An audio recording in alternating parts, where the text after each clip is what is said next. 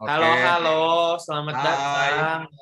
Selamat malam semuanya. Selamat datang di acara Bersama Bercengkrama untuk hari ini. Nah, sebelumnya kenalan dulu nih. Untuk moderator hari ini ada dua. Ada yang depannya MM ya, tapi cuma dua orang. Ada Enggak, ini biar santai gue lu aja ya, karena kebetulan kita orang enggak sih, kita sering pakai gue lu jadi kebiasaan gitu. Ya udah, ada gue Tama yang sekretaris Tama, ada juga ini Hajar Dewanto, panggilannya Hajar gitu. Kita di OC namanya sama nih, sesuai nama di username ini gitu. Nah, buat teman-teman yang baru join, thank you juga udah mau join hari ini. Semoga dapat banyak teman baru, pengalaman baru, cerita baru, dan juga ilmu-ilmu dari teman curhat.ig ya, dari Mas Max Pandu atau Mas Pandu seperti itu.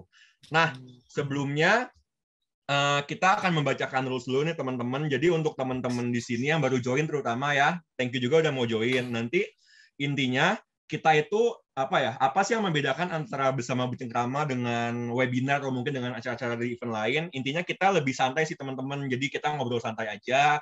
Kebetulan hari ini ada guest star. Nanti mungkin awalnya dari Mas Pandu sendiri akan bercerita dan mungkin menjelaskan tentang topiknya. Nanti di akhir akan ada ngobrol, boleh sharing, atau bisa mau nanya apapun kepada Mas Pandu, silakan. Kita formatnya santai aja, nggak usah tegang-tegang banget. Ada yang mau on cam juga silakan. Mau nanti pokoknya relax aja sih, karena kita konsepnya bukan kayak webinar atau talk show kayak gitu sih teman-teman. Gitu. on cam boleh, tapi kalau on mic ngomong di chat dulu ya, biar Ya, semuanya nanti biar tabrakan. supaya nggak noise.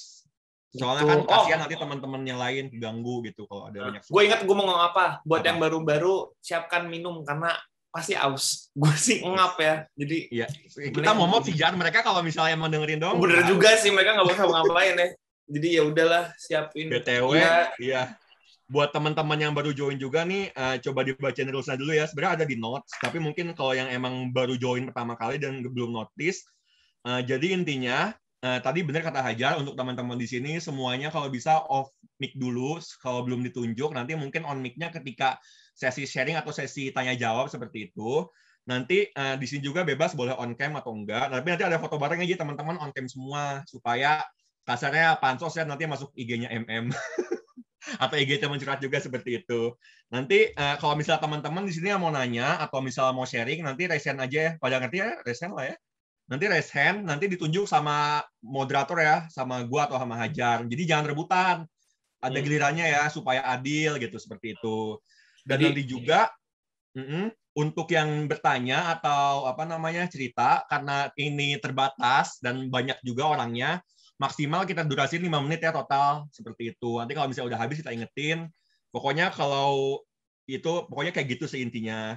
Dan juga intinya jangan ini ya guys, jangan out of topic. Jadi kita tetap bahas tentang topiknya, kan hari ini tentang bahas curhat nih. Bagaimana menjadi pendengar curhat yang baik seperti itu. Jangan tiba-tiba bahas tentang mantan atau tiba-tiba bahas tentang mental health kayak gitu kan, itu agak hotel lah kasih. Nanti ada waktunya sendiri kalau buat topik-topik yang lain seperti itu sih. Gitu guys. Jangan mau nambahin? ini bahas tentang curhat yang baik, bukan pengen dengerin kalian curhat. Jadi nanti jangan tiba-tiba langsung curhat panjang ya. Nanti intinya dari tim TCID atau Mas Pandu sendiri bakal menjelaskan detailnya. Paling gitu. Oh, satu lagi nih buat teman-teman yang namanya belum diganti, yang belum pakai TM underscore atau dari TM atau mungkin teman-teman TCID yang belum pakai namanya sesuai format juga boleh diganti supaya nanti kita bisa membedakan lah mana yang dari TM, mana yang dari TCID dan seperti itu. Oke. Sip. Kalau ya. udah aja. Apa lagi ya? Udah itu aja. Yuk kita kenalin si siapa. Boleh, silakan. Mas Pandu, Max Pandu ya, panggilannya Mas Pandu. Boleh silakan di on cam dan kenalan dulu Mas Pandu. Halo. Halo, Assalamualaikum. Selamat malam, teman-teman. Waalaikumsalam. Selamat malam. Silakan, Mas Pandu boleh kenalan dulu sama teman manusia yang lain. Ya, selamat malam, teman-teman. Perkenalkan, nama saya Pandu. Bisa dipanggil Pandu. Instagram saya Max Pandu. Senang banget rasanya di sini bisa menyapa teman-teman semua. Saya merupakan founder dari temancurhat.id, ya, sebuah aplikasi dan layanan untuk curhat. Dan kali ini saya senang banget bisa kolaborasi sama Menjadi Manusia dan terutama pada komunitas teman manusia. Izinkan saya hari ini sharing. Bukan berarti di sini saya lebih lebih berpengalaman, lebih pintar atau gimana, enggak. Di sini kita sama-sama belajar, saya pun juga masih belajar. Dan intinya terima kasih banget teman-teman udah ngeluangin waktunya gini hari gitu ya, udah ngeluangin waktu, kuota, listrik semuanya untuk present, sama-sama kita nuntut ilmu di sini. Terima kasih intinya. Salam kenal. Oke. Thank you Mas Pandu untuk perkenalannya. Mungkin sebelum bahas tema, boleh Mas Pandu jelasin apa sih TCID dan semacamnya seperti itu? Silakan Mas Pandu. Oke, saya putar video aja kali ya. Boleh, silakan. Boleh. Bentar.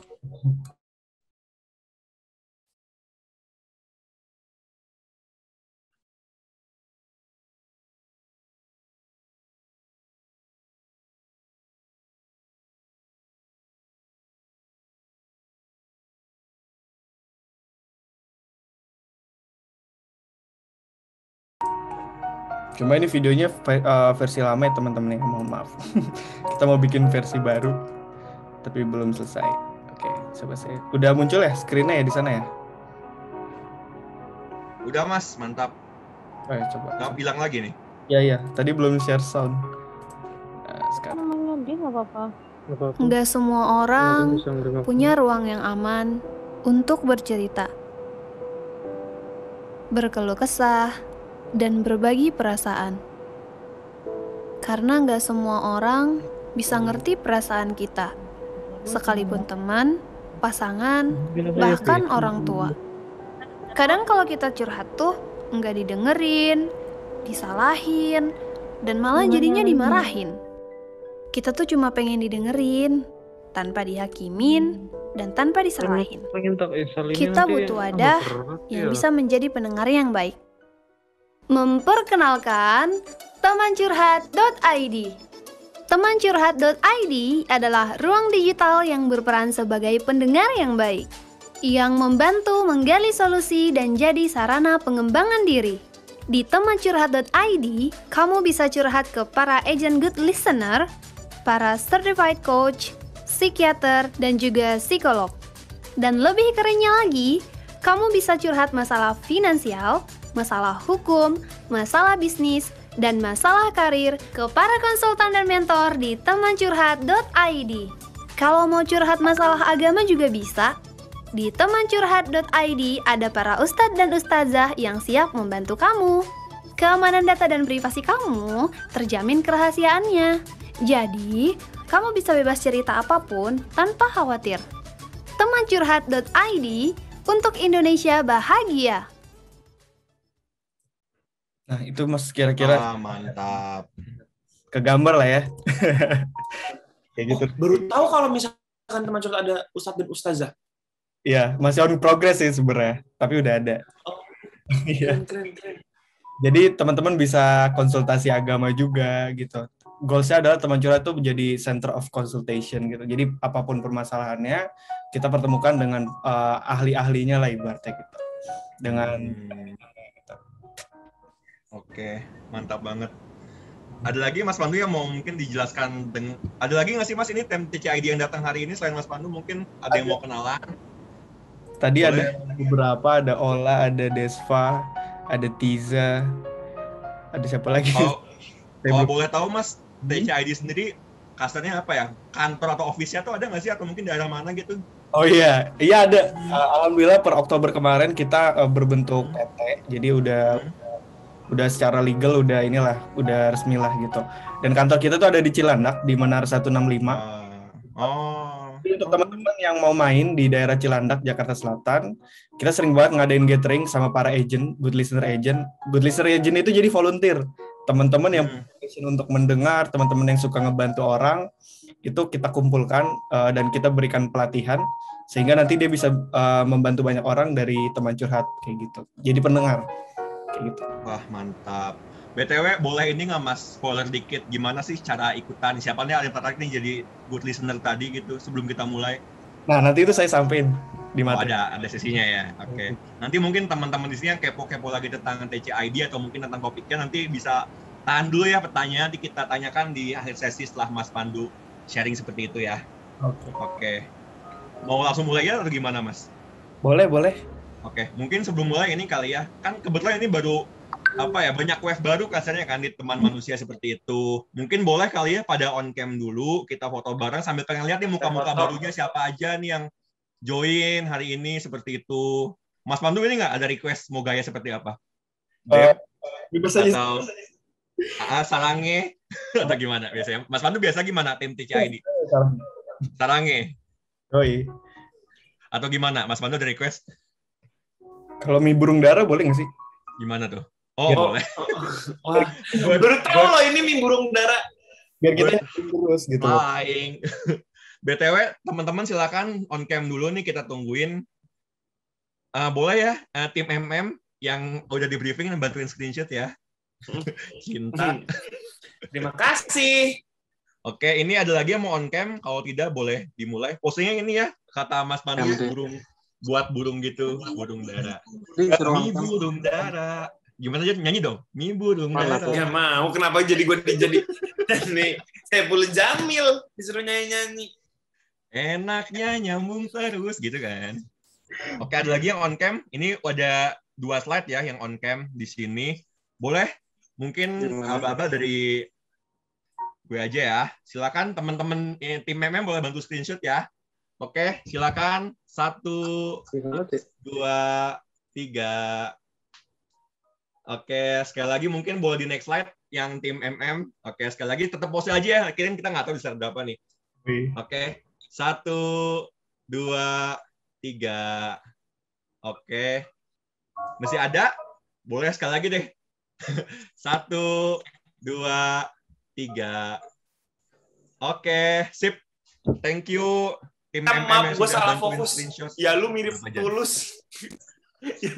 Iya. Coba dong. Ya lu nanti nyanyi ya kalau ada waktu. Lihat videonya deh. Ya lu mirip Tulus. Lembaran foto hitam putih. Ya kan? Itu kan mirip Tulus kan? Lihat mukanya. Oke. BTW silakan Mas Pandu kalau mau langsung dimulai silakan, waktu dan tempat dipersilakan. Oke, siap. Aku izin present screen ya teman-teman ya. Boleh. BTW nanti akan di-share aja teman-teman, kalau nggak perlu tiba-tiba screenshot ya. Kalau misal mau di-share juga nggak apa-apa, silakan. Yes. Nanti ini slide-nya juga akan kita share di email. Jadi beruntunglah teman-teman yang memasukkan emailnya dengan baik dan benar. Karena tadi ada yang masukin emailnya mungkin nggak benar ya pakai email samaran gitu. Tapi nggak apa-apa. Teman-teman, sebelum kita mulai, harapannya teman-teman kali ini bisa dapat insight gitu ya. Mungkin juga teman-teman, saya yakin teman-teman juga mungkin udah banyak yang tahu gitu ya tentang menjadi pendengar curhat. Tapi izinkan kami semua kita jadi seperti gelas kosong lagi. Nanti juga harapannya teman-teman juga bisa interaktif, baik boleh pakai mic kalau sudah bicara, sama boleh diketik di chat gitu ya. Kalau memang ada yang rasanya ingin nanti kita interaksi. Mulai baiknya supaya begitu. Kita berdoa dulu untuk kepercayaan masing-masing.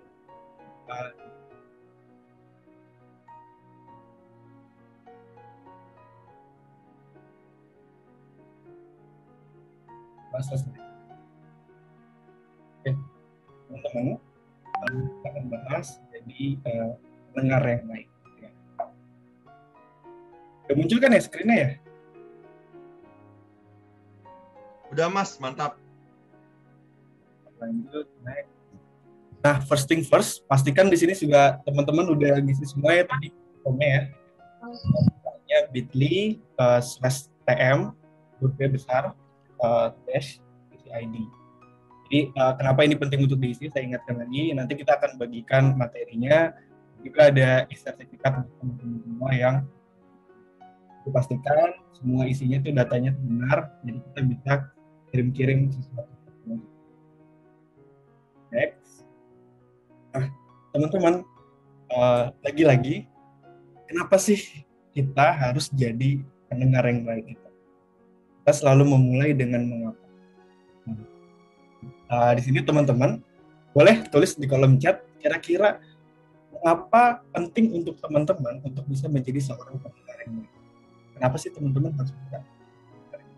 Boleh tulis di kolom chat.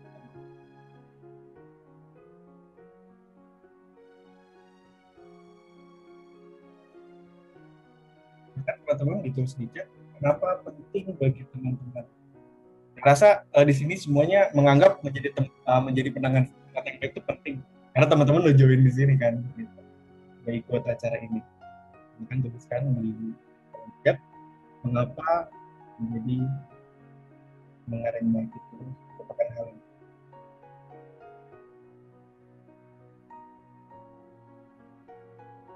yang bilang satu tunjuk kepedulian, memahami perasaan lawan bicara, kirim cerita merasa nyaman, dan macam-macam. Respect mantap tulisannya ya lu. Biar bisa mendengar, membantu meringankan perasaan lawan.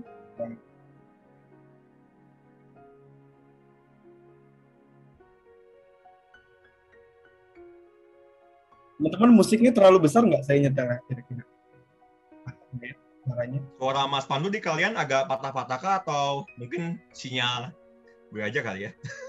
Takutnya agak patah-patah juga kalau kalian. Aman? Aman katanya, kata Lala aman. Takutnya kalau ada apa-apa nanti chat aja ya kalau dari Mas Pandunya ada suara yang bermasalah, silakan. Oke, ini teman-teman pendapatnya udah benar semua.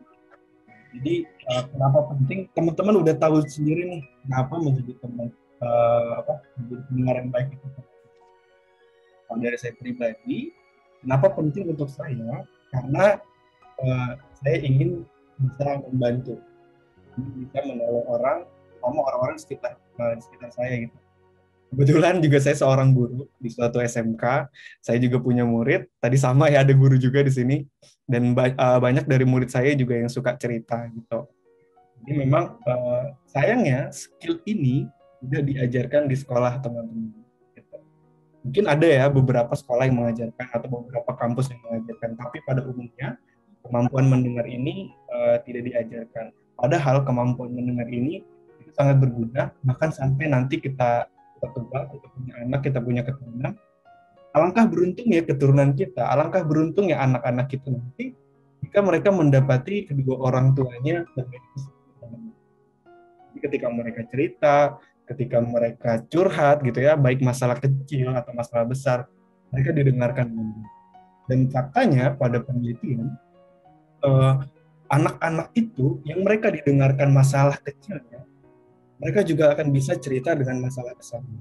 Dan sebaliknya, jika masalah kecil dari anak-anak itu tidak bisa kita dengarkan, maka juga mereka tidak akan cerita mengenai masalah-masalah yang mereka anggap besar.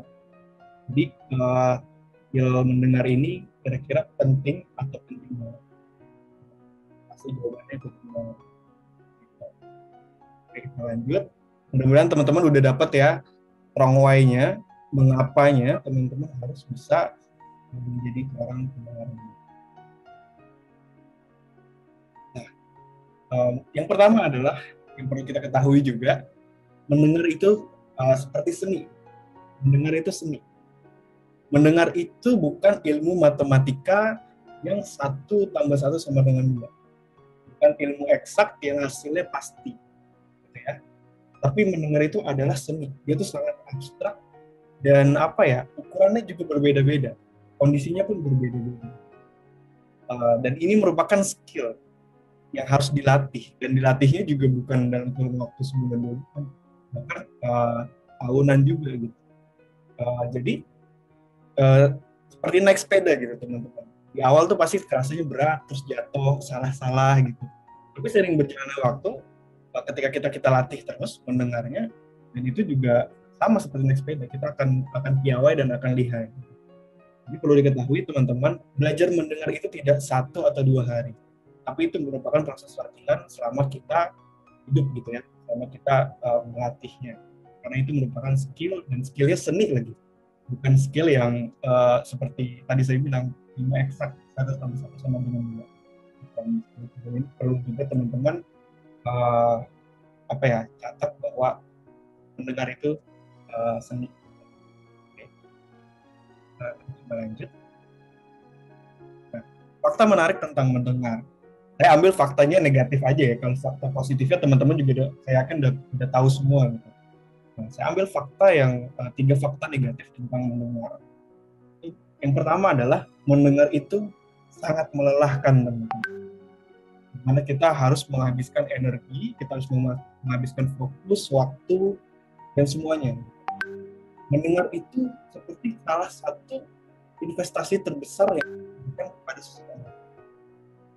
Kalau orang Amerika bilang waktu adalah uang. Nah, ketika kita mendengar, itu juga sama aja kita memberikan waktu kita kan.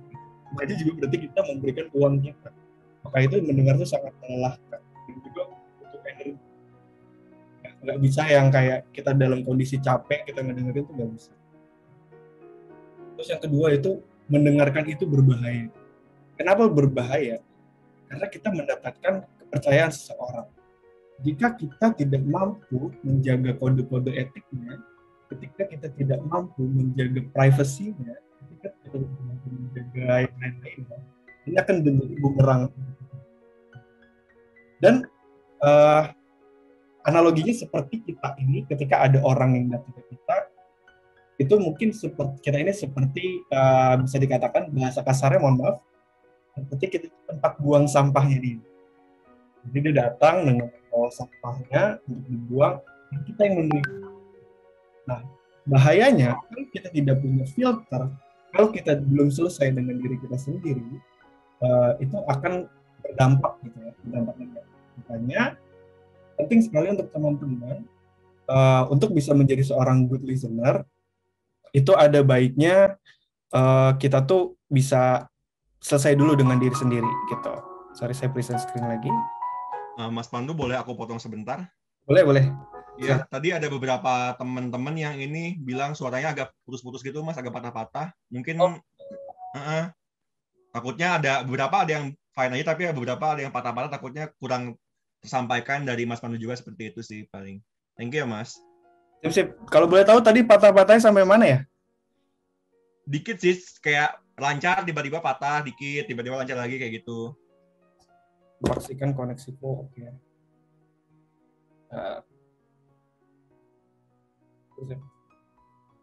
Lanjut teman-teman. Ya, lanjut. Mendengarkan itu berbahaya karena kita mendapatkan energi dan kita berhadapan dengan energi negatif yang berusaha dikeluarkan seseorang kepada diri kita. Kalau kita belum selesai dengan diri kita, kalau kita dalam kondisi yang tidak cukup baik, tidak cukup siap, itu akan berdampak ke kitanya gitu. Apalagi untuk teman-teman yang mungkin punya overthinking gitu ya, ketika mendengar suatu kata, ketika mendengar suatu kasus, ketika mendengar suatu berita, itu jadi overthinking. Nah, mungkin untuk teman-teman yang overthinking, tidak disarankan untuk bisa menerima curhatan gitu. Apalagi curhatan yang topik-topiknya berat gitu ya. Lebih baik kita belajar dulu tentang kita selesai sama diri kita sendiri dulu, kita self healing dulu, baru nanti kita bisa menolong orang. Logikanya gimana kita bisa menolong orang kalau kita sendiri belum selesai sama diri kita. Dan yang ketiga itu mendengar itu berkorban. Seperti yang sebelum-sebelumnya, kita mengorbankan waktu, mengorbankan pikiran, tenaga, segala macam. Ya. Dan juga mengorbankan nama baik kita sendiri sebenarnya. Ketika ada orang yang curhat sama kita, itu artinya dia percaya sama kita. Tapi kan kadang kita tuh nggak tahu gitu ya, ini orang curhatnya ke siapa aja. Dan kadang ada teman curhat atau ada pendengar yang itu tidak amanah, sehingga apa yang diceritakan ini bisa bocor gitu, gosipnya bisa kesebar. Nah, sementara kita juga tahu nih gitu. Nah, itu juga bisa berdampak pada nama baik kita. Jadi makanya orang pendengar yang baik itu sangat berhati-hati, terutama di masalah masalah privacy, masalah keamanan. Karena itu juga memang merupakan taruhan gitu. Saya coba next lagi.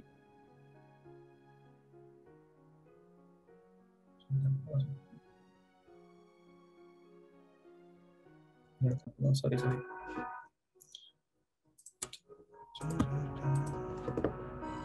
Oh, ini dulu. Oke. Mana dia Zoom-ku?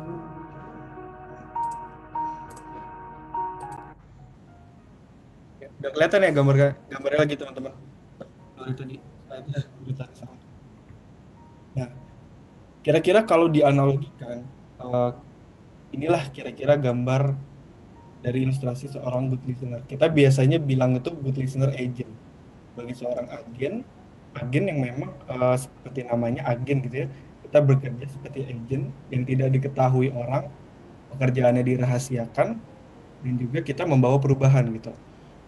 Nggak muluk-muluk yang kita lakukan, nggak muluk-muluk yang kita bisa bantu. Kita hanya memberikan telinga, dan kita hanya membantu menguraikan. Jadi ketika ada orang yang datang kusut gitu ya, kita membantu untuk menguraikan yang kusut itu. Nah, lebih detailnya, biasanya apa sih secara umum tugas menjadi sebagai seorang good listener agent? Nah, yang paling pertama mindset dulu nih yang harus kita punya gitu. Bahwa kita tuh harus ngerti bahwa jawaban yang paling tepat itu atas curhatan yang dicurhatin orang nih, itu udah ada sebenarnya di dalam diri dia. Itu udah ada jawaban, solusi, masukan, saran, nasihat itu udah ada di dalam diri dia. Tapi kadang tuh dia kagak ngeh gitu ya. Otak, perasaan, hatinya tuh lagi butek gitu. Kayak ketutup awan hitam karena dampak-dampak mental trigger atau emosional yang dia sedang alami gitu. Jadi dia nggak bisa berpikir jernih, jadi dia nggak bisa melihat sesuatu secara lebih besar gitu. Jadi dia makanya dia butuh bantuan kita gitu sebagai good listener. Saya present lagi iklan guys Spotify-nya.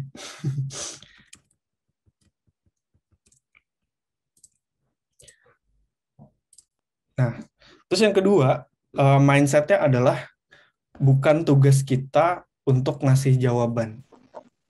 Bukan tugas kita untuk memberikan saran, bukan tugas kita untuk memberikan nasihat, apalagi solusi gitu ya. Kalaupun kita kasih gitu ya, secara singkat menurut pendapat kita, itu juga pasti dia nggak bisa lihat apa yang kita kasih gitu.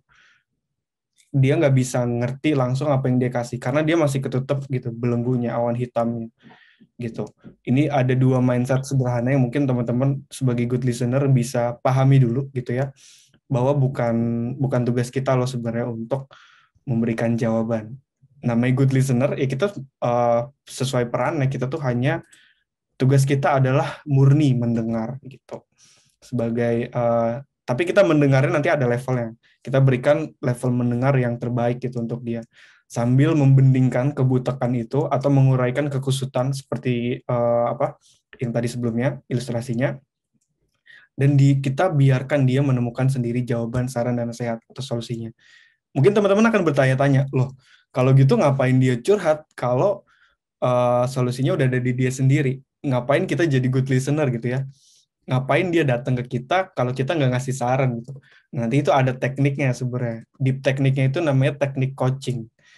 Coaching itu agak sedikit berbeda dengan konseling, agak berbeda juga dengan mentoring, berbeda juga dengan training. Kalau coaching itu benar-benar itu adalah seni mendengar dan bertanya. Jadi dia kalau coaching itu dia mendengarkan dan kemudian dia menggali. Dia membantu menguraikan gitu. Jawabannya nanti, solusinya nanti ketemunya dari dianya sendiri.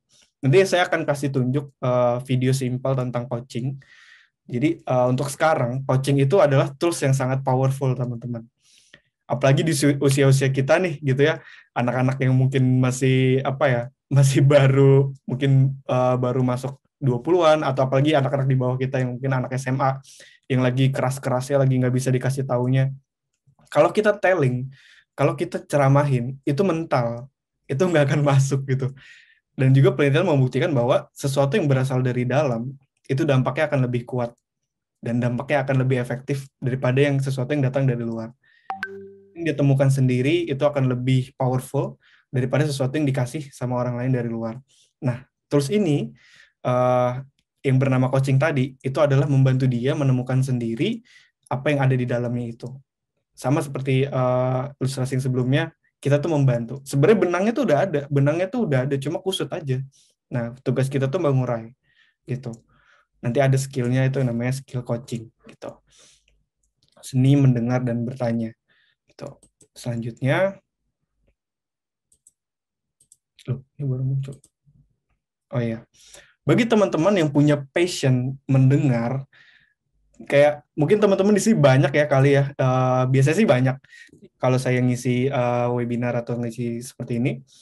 Kak, aku sering banget jadiin teman curhat sama keluarga aku, sama teman-teman sekolah aku, sama teman-teman kampus aku. Pokoknya aku ibu peri deh. Aku tempat curhat mereka, aku tahu semua rahasia mereka gitu. Nah, itu mungkin bakat alami yang sudah teman-teman punya gitu ya. Atau mungkin passion yang tumbuh gitu ya. Karena teman-teman mungkin dirasa kayaknya gue bisa percaya deh ini sama nih orang, makanya gue ceritalah sama dia. Dan karena cerita, teman-teman bisa dipercaya sama banyak temennya, akhirnya tumbuh jadi passion gitu. Kok gue jadi seneng dengerin cerita orang ya gitu.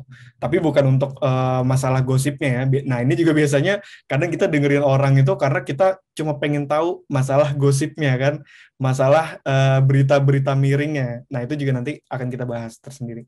Nah kita harus paham sama kapasitas kita gitu sebagai seorang good listener. Di mana sih batasan-batasannya? Apa yang boleh kita lakukan dan apa yang tidak boleh kita lakukan gitu. Nah pertanyaannya, apa semua orang itu bisa menjadi good listener agent? Jawabannya bisa. Semua orang, semua latar belakang itu bisa. Biasanya usia yang efektif menjadi good listener itu adalah usia 15 tahun ke atas gitu, dimana dia memang udah mulai bisa mengerti, bisa mulai merasakan gitu ya. Kalau 15 tahun ke bawah itu agak susah gitu. Dan kita waktu itu open volunteer itu minimal usianya 15 tahun gitu. Semua orang bisa. Nggak mesti yang lulusan psikologi, nggak mesti. Semua orang bisa, semua latar belakang bisa. Yang penting dia punya passion untuk mendengarkan, dia terampil di dalam mendengarkan gitu. Dan pertanyaan lagi, apa seorang good listener bisa membuka sesi curhat untuk umum, atau katakanlah buka praktek gitu ya? Kalau di teman curhat bisa gitu, karena kita ada pelatihannya, ada rangkaian pelatihannya, dan memang kita maintenance dan juga kita sertifikasi, dan ada badan yang menaungi, ada badan yang mensupervisi gitu dari ISK Coaching Academy. Jadi itu bisa gitu. Dan terlebih lagi memang kita membangun platform ini untuk teman-teman itu seperti sosial media gitu. Jadi teman-teman siapapun bisa menjadi good listener dan siapapun bisa curhat ke good listener gitu. Jadi bisa lebih luas lagi gitu. Dan jawabannya adalah be a certified life coach gitu. Teman-teman, ujungnya nanti kalau memang teman-teman tertarik banget nih untuk bisa menjadi seorang good listener atau menjadi pendengar gitu ya, ada profesinya itu yang nanti ujungnya namanya adalah certified life coach. Dan itu sertifikasinya BNSP kalau di Indonesia, jadi teman-teman bisa buka itu kalau udah punya sertifikasinya kayak gitu. Jadi nggak mesti yang latar belakangnya psikologi gitu, semua orang bisa. Yang penting punya passion dan mengikuti rangkaian pelatihannya gitu. Nah terus gimana kalau misalkan kita mendapati orang datang curhat ke kita? Pertama kali yang kita harus tahu tuh apa sih kira-kira? Yang pertama itu adalah kita harapannya kita tuh bisa paham dengan kondisi emosionalnya. Kita harus paham banget apa yang sebenarnya lagi dia rasain gitu. Kalau aku bilangnya staging di awal. Staging itu di mana tempat aku memetakan nih orang ini lagi ada di mana sih? Oh lagi sedih. Oh lagi nggak sedih-sedih amat.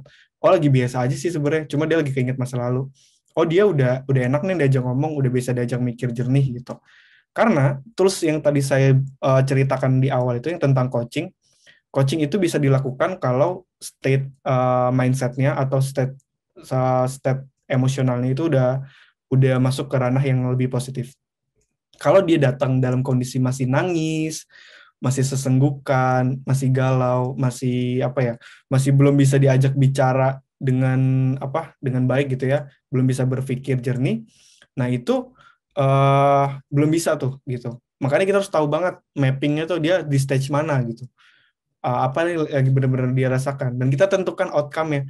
Oh kalau dia lagi nangis, berarti kita nggak perlu banyak cincong lah ibaratnya gitu, nggak perlu banyak komen. Kalau memang kita memungkinkan untuk kita berikan afeksi gitu ya, misalkan dia pasangan kita atau dia teman kita yang mungkin sama jenis atau sahabat kita lah, lawan jenis juga sebenarnya nggak masalah, yang penting dekat gitu ya, atau mungkin saudara kita bisa berikan afeksi, entah tepukan di bahu, entah pelukan, entah kita berikan bahu kita untuk dia bersandar gitu ya, intinya tidak melanggar tidak melanggar aturan relationship lah gitu, atau aturan normal lah gitu. Kalau memang kondisinya masih sesenggukan, masih nangis, masih butuh support secara emosional, kita bisa berikan itu. Makanya kita tentuin dulu nih outcome-nya apa gitu di awal ini. Outcome-nya itu apakah kita bisa langsung ajak coaching, bisa langsung, atau perlu didengar dulu, atau malah perlu afeksi dulu gitu. Pahami stage-nya teman-teman. Dia lagi ada di mana gitu. Dan teman-teman juga tahu harus berbuat apa. Atau misalnya dia lagi sesenggukan, lagi apa, kita bisa ambilin dia segelas air gitu ya. Bisa ambilin minum gitu. Atau dia kayak, misalkan dia sedih dalam kondisi duduk, kita bisa ajak dia berdiri, kita bisa ajak dia berubah posisi. Karena mengubah posisi badan itu teman-teman, itu juga mengubah kondisi emosional kita gitu. Misalnya teman-teman lagi duduk nih sekarang, terus sedih gitu ya. Coba teman-teman berdiri. Pasti ada perubahan gitu walaupun sedikit. Dan sama ketika kita tiduran, kita rebahan, kita malas, coba teman-teman berdiri. Ada switch gitu, switch position yang mengubah emosi kita. Dan yang kedua, kita pahami lagi, dia datang ke kita tuh sebenarnya mau ngapain sih gitu. Apa sih yang dia ekspektasikan, apa sih yang diharapkan dari dia gitu. Kita pahami, kita cari tahu apa ekspektasinya. Dan sesuaikan dengan kapasitas kita gitu. Dia datang ke kita, apakah hanya ingin didengarkan, atau dia datang ke kita emang dia lagi bingung, perlu solusi, perlu nasihat gitu. Jangan sampai dia datang ke kita sebenarnya pengen didengerin aja nih. Tapi kita sotoy nih, wah mulut kita gatel banget gitu kan. Oh gue nasihatin lah gini-gini, oh lu harus gini-gini, oh lu harus gini-gini ya. Itu jadi bukan mendengar gitu, tapi malah jadi sesi ceramah gitu ya. Nah makanya gini kita harus tahu banget apa sih ekspektasinya dia datang ke kita. Dan kita sesuaikan dengan kapasitas kita. Kapasitas pendengar yang baik itu adalah kita murni mendengarkan. Kita tidak bisa mendiagnosa, apalagi memberikan obat gitu ya. Kalau itu tugasnya psikolog dan psikiater. Mendiagnosa, terus memberikan obat, memberikan penanganan terapi yang lebih jauh gitu ya. Nah, itu bukan tugas kita. Kita harus paham sama kapasitas kita. Nanti lanjutan ada belajar dengan kode etik, ada belajar dengan psychological first aid gitu ya. Kalau nanti beneran teman-teman memang mau jadi good listener yang bisa praktis gitu. Nah, itu kita paham, pentingnya kita pahami ekspektasinya. Next. Nah, ini kita masuk ke yang namanya level of listening. Ini referensinya saya ambil dari buku The Seven Habits-nya Stephen R. Covey. Di mana judulnya itu Highly Effective People. Nah, level satunya itu adalah, level 1 mendengar itu adalah ignoring atau mengabaikan, atau kita tidak berusaha mendengarkan apa yang disampaikan oleh lawan bicara. Contohnya gimana? Misalkan kayak gini nih, kita lagi ngomong gitu ya, tapi teman-teman sambil main HP, teman-teman sambil tiduran, teman-teman sambil berpaling. Nah itu level terendahnya listening.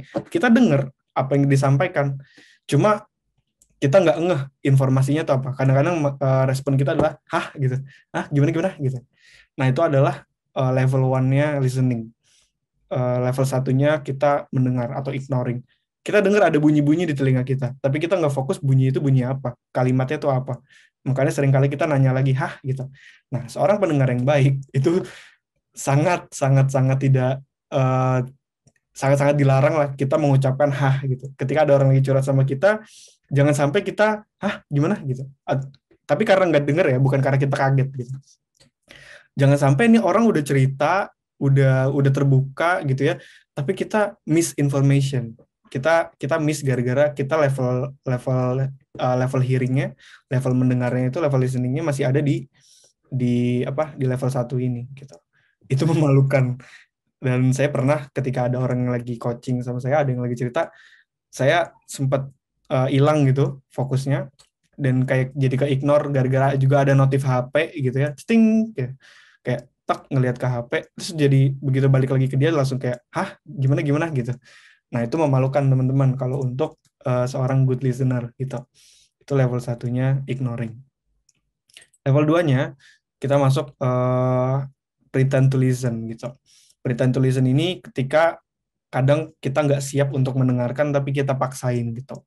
Ketika ada siapa nih tiba-tiba ngomong gitu ya atau cerita, kita sebenarnya nggak siap, tapi karena kita nggak enak gitu ya, atau karena kita buru-buru. Biasanya ini kondisinya terjadi kalau kita misalkan kita lagi buru-buru, ada yang ngasih tahu, ada yang cerita atau ada yang apa, kita tuh sambil aktivitas lain gitu.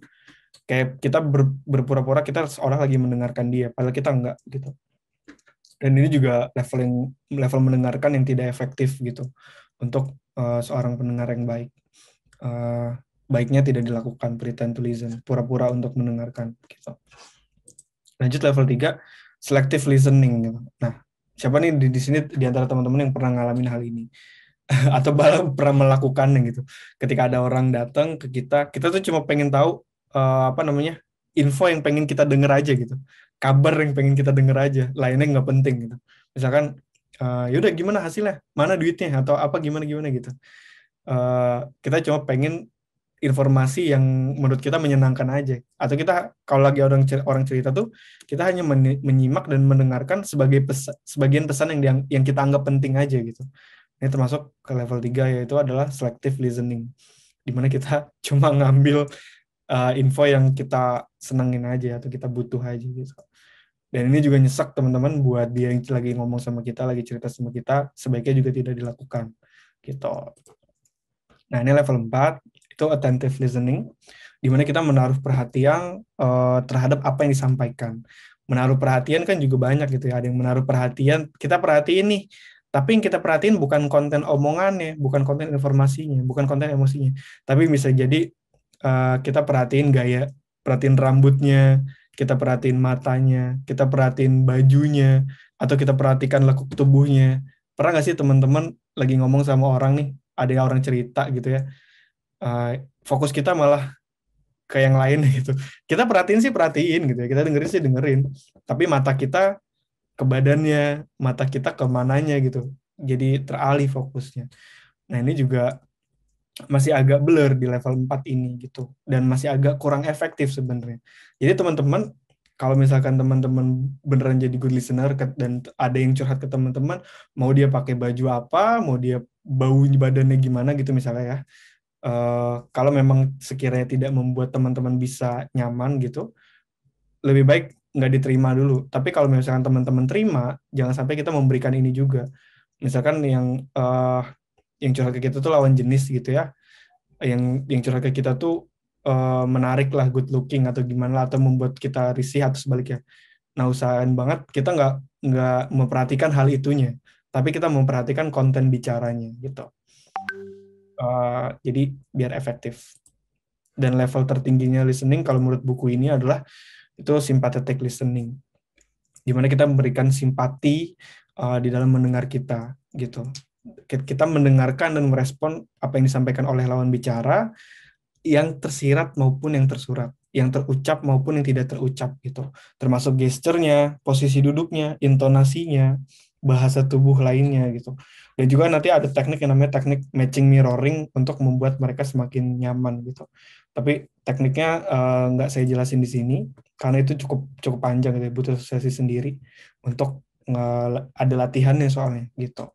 Intinya kalau di menurut buku ini level listening tertinggi kita tuh ada di level 5, yaitu kita sympathetic listening, seperti yang deskripsi yang sudah kita jabarkan tadi itu. Jadi kita merhatiin itu bukan cuma satu kontennya doang, tapi kita perhatiin cara duduknya dia, cara dia buka pintu, cara dia natap kita. Itu semua kita perhatiin. Apa yang disampaikan ini bohong atau enggak sih? Atau apa yang disampaikan ini bener nggak sih? Oh, ternyata bener, emosionalnya dia kayak kepukul banget nih sama masalahnya. Oh iya, dia nangisnya sampai kayak gitu. Kita perhatiin. Nah, dengan kita perhatiin itu kan kita tahu harus berbuat apa. Apakah kita harus action di situ? Action seperti saya bilang, apakah kita harus ambilkan dia segelas air, ataukah kita suruh dia duduk, atau gimana. Nah, itu tidak akan terjadi kalau kita tidak mendengarkan di level 5 ini. Gitu. Kan teman-teman usahain setiap mendengarkan, ini bukan tentang curhat aja sih sebenarnya.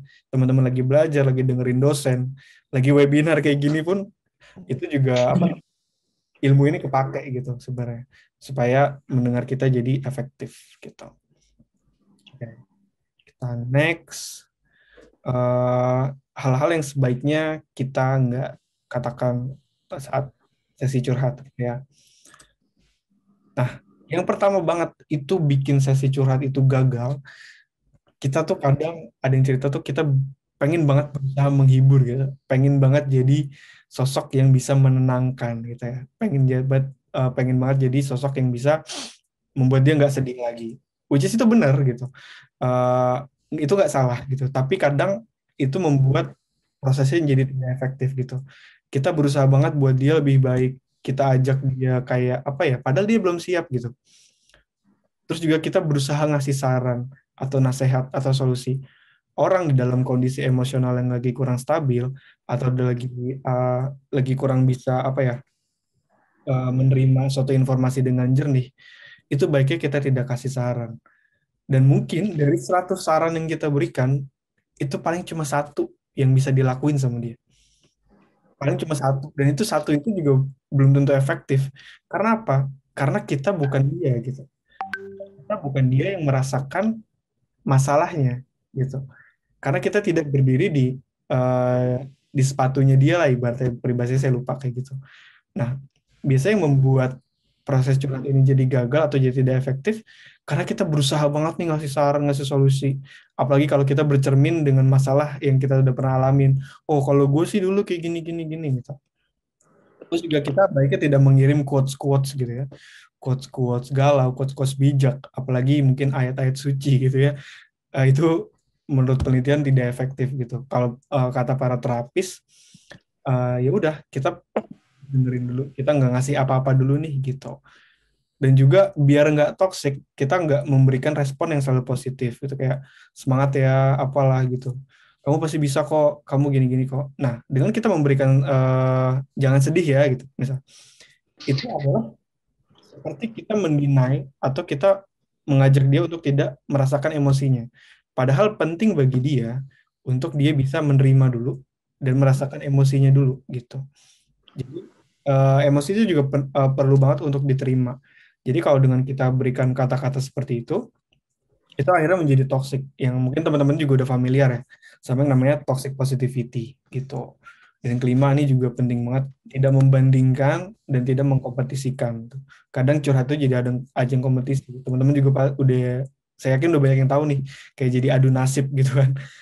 Cerita lu mah nggak seberapa, cerita gue dulu gue kayak gini-gini terus gue bisa gitu segala macam. Niatnya sih sebenarnya baik berkata seperti itu, bahwa kita memberikan contoh gitu ya, superiornya kita bisa melewati masalah itu, tapi nyatanya untuk si yang lagi curhat sama kita ini, ibaratnya ini kita, klien kita lah bilangnya, itu nggak baik untuk mereka gitu, dan jadi terkesan ini orang kok nggak bisa dengerin gue ya, malah jadi dia yang cerita gitu. Yang keempat, mengaitkan dengan kurangnya iman gitu. Ini sering banget terjadi. Udah lu lagi kayak gini mah udah curhat aja, sholat aja gitu. Benar, sholat. Lu sih jarang sholat, lu sih jarang zikir, jarang ibadah gitu. Ya, which is benar, kadang kalau kita jauh gitu, cuma kan kata-katanya itu loh yang bersifat menyakiti gitu, dan yang menggores kita jadi kayak, kok dia gitu sih gitu. Terus juga jangan kita gali terlalu dalam yang bisa memicu emosi. Kayak kita jadi kepo nih gitu. Misalkan dia cerita nih, kita ke-trigger sama suatu suatu keyword gitu ya. Yang akhirnya, dia kok kayak gini, kok lu bisa kayak gini, kok bisa kayak gini gitu. Jangan juga jadi kita kebawa kepo gitu. Wah, itu sebenarnya dilarang banget. Karena nanti itu bisa menggali yang lebih dalam, dan itu bisa memicu emosinya jadi nggak stabil lagi gitu. Yang tadinya dia nggak kepikiran, tiba-tiba jadi kepikiran, terus jadi tambah sedih gitu. Nah, jadi teman-teman, seorang pendengar yang baik itu gitu ya. Dia tidak mencari-cari informasi untuk kepentingannya sendiri gitu. Kayak teman-teman misalkan kepo banget nih, pengen tahu banget tentang dia, gimana sama mantannya, dia pernah ngapain aja gitu, atau nah itu jangan digali, apalagi yang bersifat sangat personal. Kita boleh menerima informasi yang sangat personal apabila dia memberikannya untuk kita, bukan kita yang memintanya ke dia. Seorang pendengar yang baik tidak pernah meminta informasi yang sifatnya sangat personal atau sifatnya sangat privasi lah. Lain cerita kalau dia yang memberikan ke kita. Berarti kan dia yang memang menceritakan kan, dengan concern dan kesadaran dia. Bukan dengan kita yang meminta gitu. Nah, itu sangat disarankan untuk dihindari, teman-teman. Jadi jangan menggali terlalu dalam apa yang bisa memicu emosinya gitu. Nah, kalau teknik coaching itu fokusnya moving forward, dia ke depan. Jadi ada masalah terjadi, dari masalah yang terjadi itu, oke, sekarang mau gimana? Action plan-nya apa? Dari masalah yang kamu alami, kira-kira yang kita bisa perbuat apa? Kapan goalnya? Kapan kita bisa keluar dari masalah itu? Nah, itu sedikit tentang coaching. Jadi kalau coaching itu, dia tidak mundur ke belakang, dia tidak mencari tahu apa penyebab masalahnya, tapi dia fokus untuk membawa dari kondisi A ke kondisi B, dari kondisi yang tidak diinginkan menjadi ke kondisi yang diinginkan. Nah, itu nanti ada kita belajar di teknik coaching gitu. Untuk benar-benar kita bisa, mungkin teman-teman di sini juga bertanya-tanya, gue ngapain curhat gitu ya? Ngapain curhat kalau memang nggak dapat apa-apa, kalau cuma didengerin doang gitu. Kayak nggak ngasilin solusi juga buat gue. Nah, lain cerita dengan coaching. Dan teman-teman juga mungkin sering mendapati, ini orang curhat masalahnya ini, bulan kemarin masalah ini, bulan sekarang masalah ini, bulan depan masalahnya itu juga gitu. Kayak udah dia terpaku dalam lingkaran setan curhat itu, ceritanya tuh itu aja gitu, sampai kita tuh muak gitu, kayak ya Allah sih lagian kayak gini-gini udah gue bilangin segala macam. Nah, itu salah satu indikator sesi yang tidak efektif gitu, dari kondisi yang seharusnya gitu. Nah, coaching itu teknik yang membantu dia progressing. Jadi dia bisa keluar dari kondisi A ke kondisi B gitu. Jadi curhatnya tidak berprogres gitu curhatnya. Ada metamorfosanya. Tidak di situ-situ aja. Tidak nggak bikin kita muak lah dengan apa yang dia ceritain kayak gitu. Next lagi, hal-hal yang sebaiknya. Oh, ini double slide. Oh, ini. Hal-hal yang sebaiknya kita lakukan pada saat sesi curhat gitu ya. Yang pertama ya jelas, perbanyak mendengar dan tahan diri untuk berkomentar gitu. Tahan banget, walaupun kita pengen banget nih kayaknya komentarin, ya lu sih lagian gitu, bego lu gitu, apa segala macam gitu ya. Sorry gitu. Kadang dia curhat tentang kesalahan yang dia perbuat gitu. Kadang kita pengen banget nih ngatain dia kayak, ya lu lagian kayak gitu sih, gini. Nah, itu tidak, kalau seorang pendengar yang baik itu kita tidak melakukan itu, teman-teman. Kita banyak dengerin dulu. Bukan berarti kita membenarkan kesalahan yang dia perbuat ya. Bukan berarti kita menjustifikasi. Enggak gitu. Tapi kita tahan diri dulu untuk komentar. Biarin dia keluar dulu gitu ya. Biar dia rilis dulu, biar dia lega dulu. Kita serap aja dulu informasinya gitu. Tahan banget gitu. Terus yang kedua, usahakan selalu active listening. Kita present, kita di situ, dan kita relax gitu. Present, kita pikirannya ke situ. Ini sebenarnya challenging banget, teman-teman gitu. Ketika kita lagi mendengarkan, kadang ada keyword yang kita dengar, yang keyword itu men-trigger pikiran kita jadi kemana-mana gitu. Apa ya, misalkan dia cerita tentang makanan misalnya, makanan A, dia beli pizza kemarin gitu misalnya, terus duit dia habis gara-gara beli pizza itu. Nah, gara-gara teman-teman mendengar kata pizza, muncullah di kepala teman-teman, oh pizza ini, gue jadi pengen pizza deh. Pizza ini lagi diskon ya, pizza ini gini. Itu jadi ngebuat teman-teman fokusnya jadi hilang gara-gara satu keyword. Nah, makanya ini sebenarnya challenging gitu, untuk kita bisa tetap ngejaga koridor pikiran kita sendiri. Kita nggak ke-trigger sama satu keyword. Mungkin teman-teman pernah ngalamin ya apa yang saya maksud ya. Mudah-mudahan bisa dipahami. Ketika mendengar sesuatu itu bikin pikiran kita melayang kayak gitu. Nextnya lagi, nah, untuk memberikan tanggapan, itu baiknya kita melakukan refleksi dulu ke diri sendiri. Kita pikirin dulu, terpanggil kata-kata yang kita mau keluarin ini itu dampaknya gimana ya kalau didengar sama dia, atau dampaknya gimana ya kalau kita dengar sama diri kita sendiri. Kira-kira nyakitin nggak sih? Kira-kira cocok nggak sih untuk dia gitu? Kira-kira kalau gue mendengar kalimat itu sakit nggak sih gue gitu? Nah, sama, kita penting banget sebelum kita merespon sesuatu, kita refleksi dulu ke kita. Kita cobain dulu informasi ini diberikan ke kita sendiri sebelum kita memberikan informasi itu ke dia. Nanti jadinya gimana gitu. Kita refleksi dulu. Sorry. yang keempat, kita tangkap konten informasinya. Jadi dari setiap cerita itu usahakan kita bisa menangkap secara singkat konten informasinya, gitu ya. Kadang orang juga cerita bertele-tele, muter-muter. Kita harus bisa tangkap benang merahnya gitu. Dan teman-teman perlu teman-teman pahami juga, dari setiap sesuatu yang diceritakan atau yang dicurhatkan, itu pasti ada cerita di baliknya. Nggak mungkin nggak ada cerita di baliknya gitu. Misalkan dia cerita ke teman-teman, ceritanya tuh kayak seolah-olah tuh kasusnya tuh dia membela dirinya gitu. Misalkan dia merasa dia dizolimi, merasa dikucilkan, atau dia merasa tidak disenangi gitu. Pasti ada sesuatu gitu. Apakah benar teman-temannya yang zolim, ataukah memang ini perasaan dia aja yang sebenarnya dia tuh salah gitu. Tapi nggak semata-mata kita bilang dia salah juga. Kita tangkap konten informasinya gitu. Dan kita lihat kira-kira informasi ini benarkah yang dikatakan sama dia, ataukah memang terjadinya karena satu dan lain hal gitu. Kita tangkap konten informasinya. Terus yang kelima juga kita tangkap konten emosinya. Ketika dia cerita masalah ABC, emosi dia gimana sih gitu. Apakah benar ini sesuai yang dia rasakan atau enggak. Emosi ini sih sebenarnya nggak bisa bohong gitu ya. Kalau mulut kan bisa bohong, tapi emosi ini yang gestur tubuh kita tuh yang nggak bisa bohong. Dari mata kita juga kan bisa kelihatan gitu. Apa yang disampaikan itu benar atau enggak. Itu juga kita perlu perhatiin.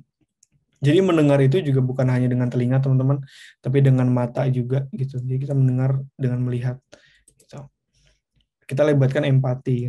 Teman-teman juga di sini saya yakin sebagian besar juga udah tahu lah tentang empati itu apa. Di mana kita berusaha merasakan apa yang dirasakan oleh orang lain. Itu sudah pasti ya. Banyak juga nih di artikel-artikel pasti sudah ada. Gitu. Nah, yang ketujuh adalah kita iniin superpower-nya kita seperti kertas polos gitu. Kita tidak ngejudge dan kita tidak melabeli gitu. Nah, sekarang saya mau tanya sama teman-teman, apa yang terbersit di kepala teman-teman ketika mendengar kata pelacur? Teman-teman boleh tulis di kolom chat. Teman-teman mendengar kata pelacur, apa yang terbersit di kepala teman-teman? Boleh tulis di kolom chat. Pelacur itu di kepala teman-teman itu kayak gimana sih? Kalau teman-teman dengar kata pelacur, yang terbayang itu apa? Boleh tulis di kolom chat.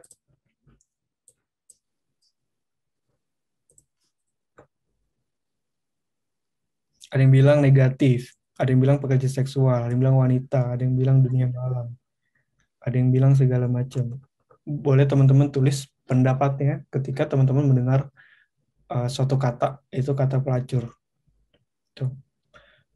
Tuntutan ekonomi, apa segala macam, keadaan terpaksa, entrepreneur, kondisi keadaan terpaksa, buruk, orangnya buruk gitu ya. Terpaksa, manusia, segala macam, keterpaksaan. Nah, itu kadang popcorn asumsi itu muncul di kepala kita.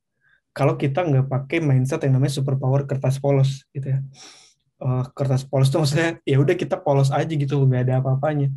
Kita ngeliat orang itu polos aja gitu. Jangan kita lihat dia ini gimana, dia ini gimana. Apalagi kalau kita ke-trigger dari satu kata gitu. Blank canvas lah istilahnya, benar. Jadi ini adalah dasar untuk kita tidak ngejudge atau kita tidak membeli label di kepala kita. Ngejudge itu bukan hanya sesuatu yang kita sampaikan, bukan hanya sesuatu yang kita katakan, lu kayak gini-gini kita hakimin. Bukan kayak gitu aja, itu udah judge kasar lah ibarat. Tapi ada prejudgment yang itu kadang jadi popcorn di kepala kita sendiri gitu. Kita menilai orang ini kayak gini, tak. Nah, kita akhirnya asumsi-asumsi itu muncul, ujungnya jadi judgment prejudge dari kita sendiri gitu. Dan itu termasuk belenggu sih kalau untuk pendengar yang baik gitu. Nah, seorang pendengar yang baik itu mereka tidak seperti itu. Tidak melakukan prejudge, tidak melabeli, tidak menilai orang dari kayak gitu. Kita lihat orang ya benar-benar seperti menjadi manusia gitu. Kita ngeliat dari dia manusianya seperti kertas polos gitu. Jadi supaya kita tidak memberikan penilaian walaupun itu hanya terjadi di kepala kita gitu. Walaupun itu tidak kita sampaikan. Nah, itu juga sebaiknya dilakukan seperti itu. Kita jadi mandang orang tuh kayak kertas polos gitu.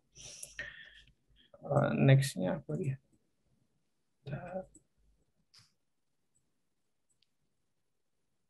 Nah, udah teman-teman, selesai. Itu sedikit tentang tips yang mungkin bisa saya bagikan. Nah, ini teman-teman, jadi ini sebenarnya bridging untuk teman-teman. Saya mau ngajak teman-teman yang mungkin benar-benar tertarik untuk bisa membantu banyak orang gitu ya. Teman-teman yang memang tertarik untuk menjadi good listener dan teman-teman ingin membantu orang lebih banyak lagi, ataupun orang sekitarnya atau orang lebih banyak lagi. Kita buka kesempatan untuk teman-teman itu jadi good listener agent atau jadi certified coach yang beneran gitu, yang bener-bener bisa ngebantuin orang gitu. Dan kita ada pelatihan selama 7 hari. Pelatihan itu di weekend, setiap weekend gitu selama 1 bulan. Kita bilangnya biasanya pembekalan gitu. Nah, bagi teman-teman yang berminat, bagi teman-teman yang tertarik, nanti teman-teman bisa cek emailnya. Nanti kita akan kirimkan via email gitu ya. Nanti teman-teman bisa daftar. Informasi pendaftarannya kita memang sengaja tidak ditaruh di sini, cuma nanti kita blast via email. Dan tentunya harapannya ini bisa menjadi impact untuk teman-teman gitu ya, bisa menjadi amal jariah juga ketika teman-teman membantu memberikan telinganya untuk orang lain menjadi pendengar yang baik gitu. Dan kita bilangnya biasanya good listener agent. Teman-teman jadi agent pendengar yang baik. Dan yang saya sampaikan ini adalah sebenarnya sedikit tentang good listener agent. Kalau nanti teman-teman pada praktisnya itu kita akan belajar ilmu coaching, terus psychological first aid, sama kita belajar juga tentang kode etik. Nanti itu diatur semua teman-teman. Jadi teman-teman mungkin akan bertanya-tanya, terus nanti keamanannya gini-gini gimana Kak, privacy-nya gini-gini gimana Kak, batasan-batasannya ini gini-gini gimana Kak. Nah, nanti itu semuanya akan kita di pelatihannya. Dan juga pelatihannya lebih banyak praktis gitu. Jadi teman-teman praktis role play. Kalau ini kan kayak penyampaian materi aja satu arah gitu ya. Kalau ini nanti teman-teman lebih banyak interaksinya. Itu sih sedikit teman-teman. Nanti bagi teman-teman yang berminat dicek aja emailnya. Nanti kita akan kirimkan link pendaftarannya bagi yang tertarik mungkin untuk benar-benar bisa menjadi good listener, benar-benar bisa praktis, dan harapannya nanti goals-nya bisa sampai benar jadi certified life coach yang sertifikasinya tuh tingkatnya BNSP. Jadi teman-teman bisa buka praktek gitu ya sebagai seorang coach. Prakteknya itu izinnya dari lisensinya dari BNSP, coaching academy itu dari ISG Coaching Academy yang mensupervisi nanti teman-teman kayak gitu. Itu sih mungkin Mas Tama dan teman-teman yang lain yang bisa saya share untuk malam ini. Mudah-mudahan bermanfaat dan saya akan buka mungkin untuk sesi interaksi dan bisa dibantu sama tim dari. Oke. Thank you banget Mas Pandu, sangat-sangat ini ya insightful ya, banyak ilmu baru. Tadi pun ini sempat ngecek ya di yang pada on cam pada fokus nyatet gitu semuanya, bagus. Good job. Semoga benar-benar ini ya bermanfaat. Mungkin teman-temannya emang sering jadiin tempat sampah lah kasarnya sama teman-temannya, atau mungkin tadi ada yang jadi guru juga, atau mungkin memang OTW mau jadi konselor atau mau jadi psikolog semacam seperti itu kan, ini sangat-sangat membantu ya dalam kehidupan sehari-hari pun, membantu banget kasih Mas untuk bisa jadi good listener tadi ya Mas ya. Benar. Nggak cuma praktisnya, nggak cuma untuk nolong orang sih. Ketika kita bicara di mana di dunia bisnis pun gitu ya, kita bicara sama investor, kita bicara sama apa, mereka kan semua punya problem tuh. Nah itu kita bisa tangkap.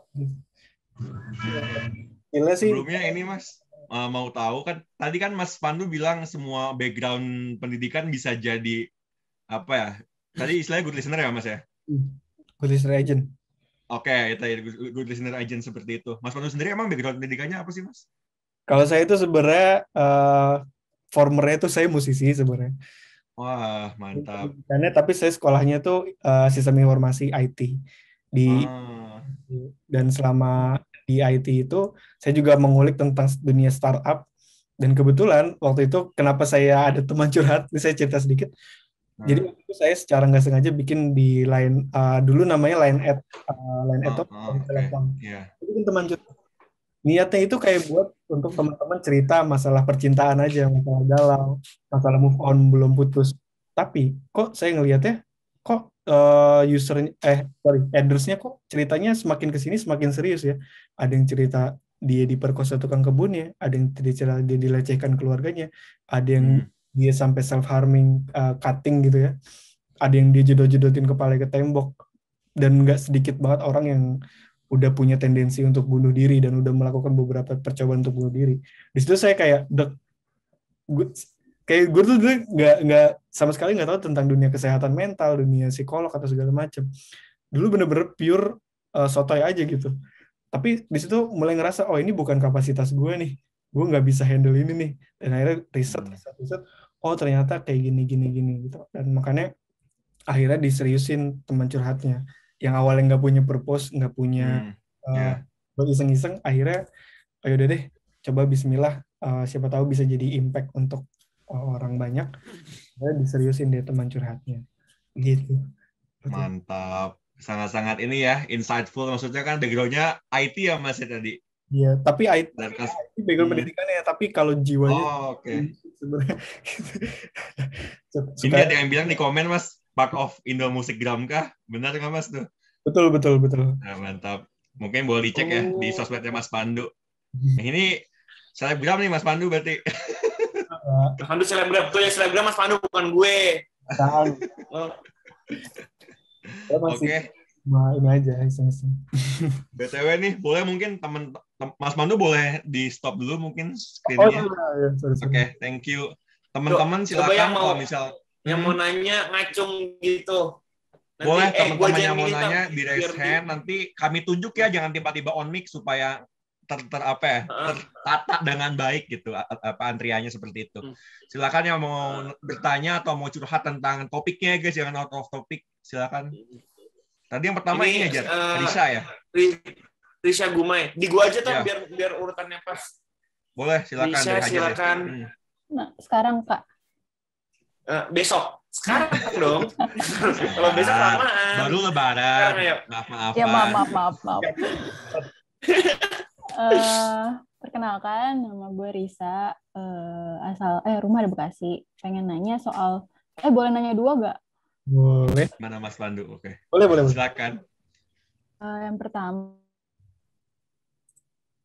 Halo, Nofris nggak sih? Kalau dari pengalaman Mas Pandu sendiri, gimana sih memanage emosi yang Mas Pandu terima gitu, kayak cerita-cerita empati yang Mas Pandu berikan, terus jadi kitanya harus gimana tuh abis nerima emosional dari orang lain. Terus abis itu yang kedua soal apa ya tadi lupa, soal menggali informasi. Gimana kalau kita menggali informasinya dengan tujuan biar dia berpikir kenapa ya dia membuat kesalahan tersebut.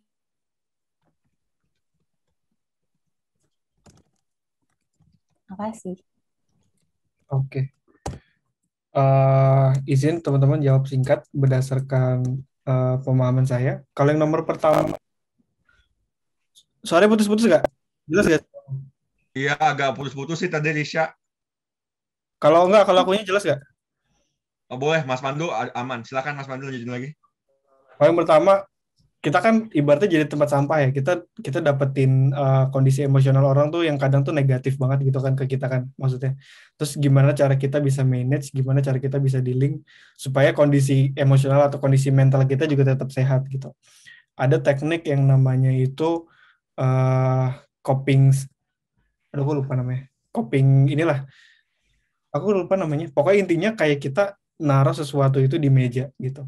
Ketika kita sedang jadi good listener, ketika kita sedang menerima sesi lah ibaratnya, ketika kita selesai dari sesi itu jangan sampai kita kebawa ke hidup kita yang sebenarnya gitu.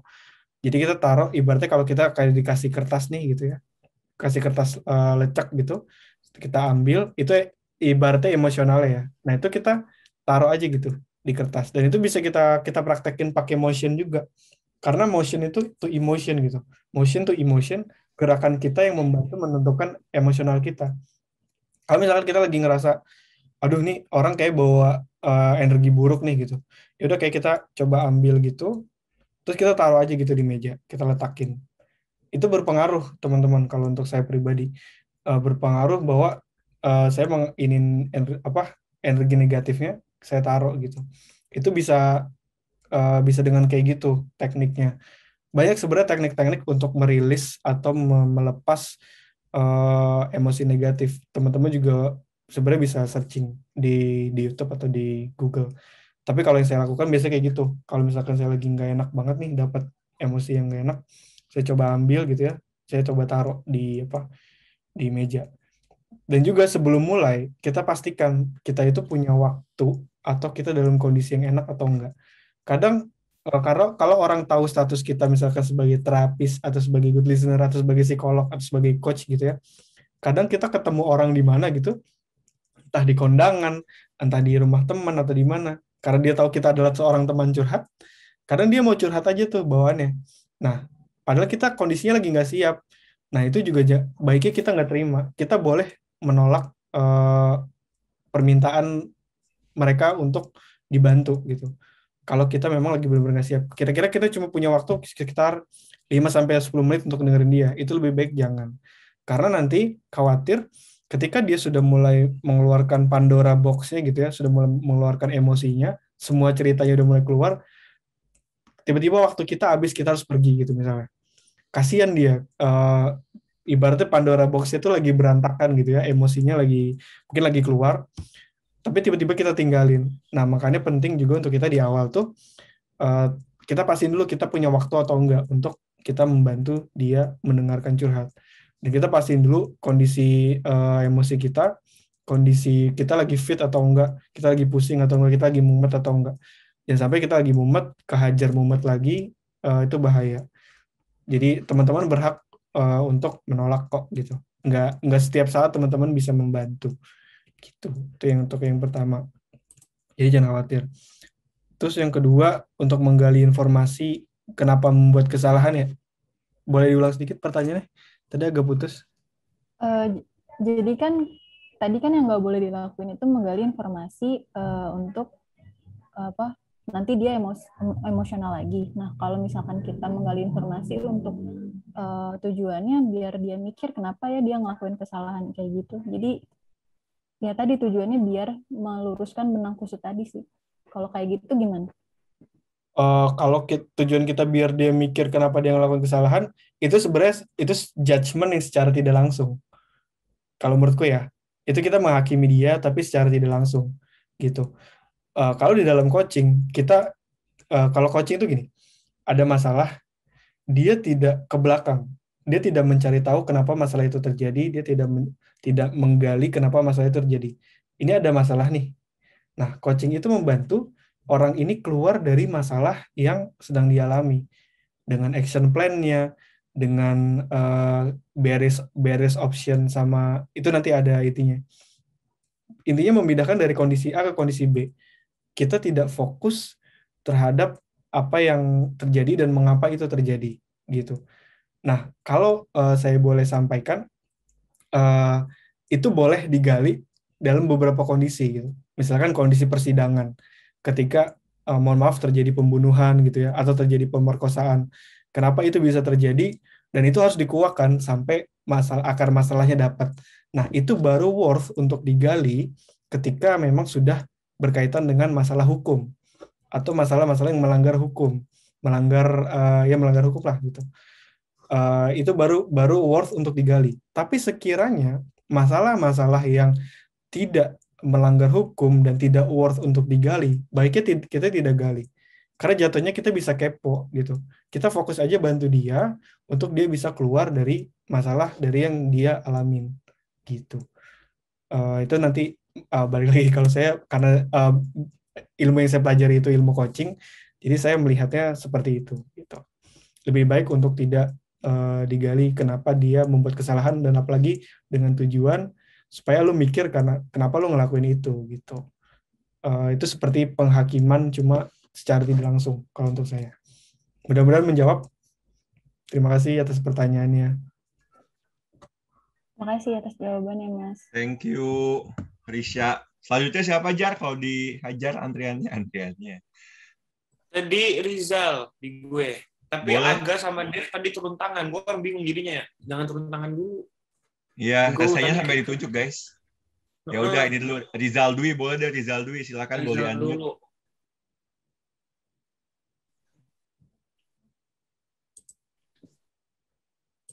Halo Rizal, silakan.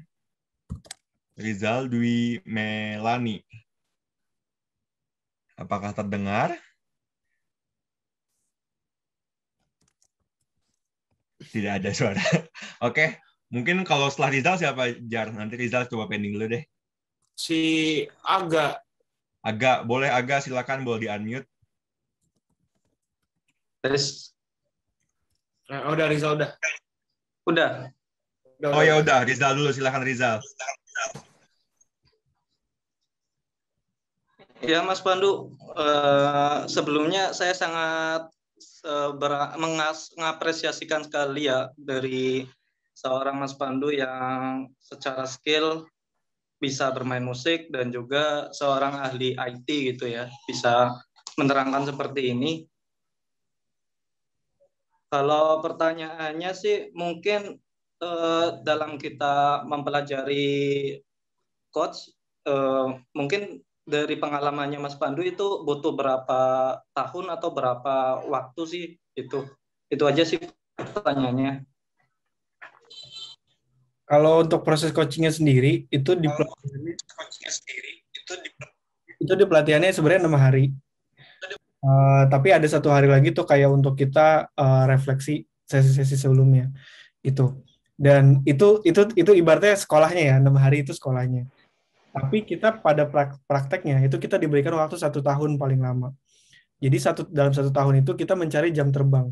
Karena ini kan balik lagi kan, kalau dalam ilmu coaching ini itu teori itu cuma 30%, 70%-nya itu praktis. Kebetulan saya di sini lagi bukunya. Ini ada, kelihatan nggak? Sorry.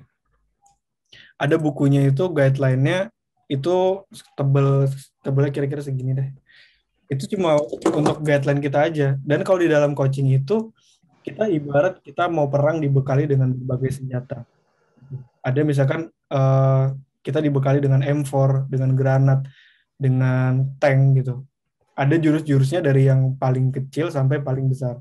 Kita lihat dulu kira-kira orang ini bisa kena dengan kaliber berapa ya gitu. Apakah saya harus mengeluarkan kaliber 50 mm atau cukup dengan 22 mm gitu. Jadi kayak kita dibekali dengan pengetahuan atau skill-skill yang memang skill-skillnya itu berdasarkan situasi dan kondisi. Dan itu kita mencari jam terbangnya itu kita minimal itu kita mengcoaching atau kita minimal menerima sesi curhat itu menerima sesi coaching itu minimal 20 orang. Baru nanti kita bisa ujian BNSP, kita diuji, kita di assessment, kita di ujian prakteknya juga ada.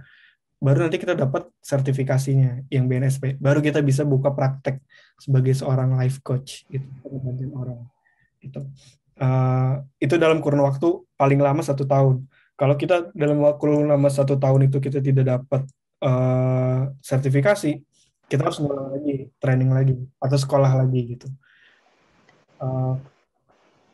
Kebetulan jarang yang lebih dari 1 tahun. Paling lama tuh kayak kalau dia memang lagi sibuk banget, lagi nggak bisa dengerin orang, lagi nggak bisa buka sesi, ya paling 6 bulan, 5 bulan. Tapi pada praktek sih pada cepet-cepet gitu. Karena memang meluangkan waktu untuk mendengarkan orang. Satu sesinya itu dihitung 60 menit. Kalau 20 orang, itu kan berarti kan 20 sesi gitu. Satu sesinya itu 60 menit. Karena proses curhat atau apapun, atau konseling juga, konseling coaching, itu tidak akan efektif kalau lebih dari 1 jam.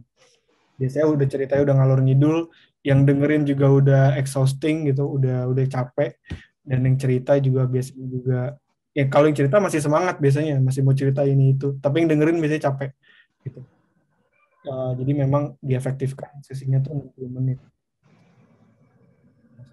Mudah-mudahan menjawab. Thank you Mas Pandu. Gimana Mas Rizal, terjawabkah? Ya, insya Allah sudah terjawab. Oke, thank you Mas Pandu dan Mas Rizal pertanyaannya.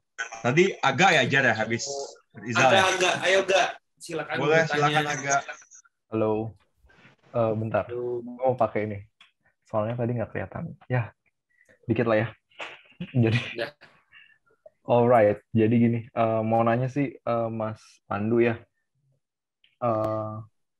Khususnya buat, jadi gini, ada 3 pertanyaan sih sebenarnya. Pertama itu, kenapa sih kalau misalnya curhat, ketika curhat ya Mas ya, lebih kayak kalau misalnya malam itu lebih apa sih, kayak lebih keluar gitu loh. I mean, kita lebih gampang ngegali ketika orang curhat tuh pas malam hari kayak gitu. Terus yang kedua adalah biasanya kalau misalnya ada yang curhat nih, sering muncul kayak perasaan ini benar nggak ya apa yang gue infoin ke apa namanya partner bicara gue, kira-kira ngebantu nggak ya kayak gitu, kayak ada kayak ada pergumulan sendiri di diri sendiri gitu loh. Terus satu lagi adalah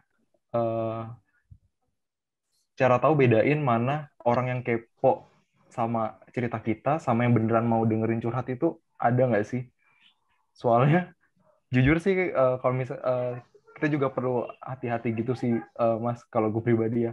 Apakah nih orang ini beneran mau dengerin cerita atau enggak sih, kayak gitu sih. Gitu aja. Kasih.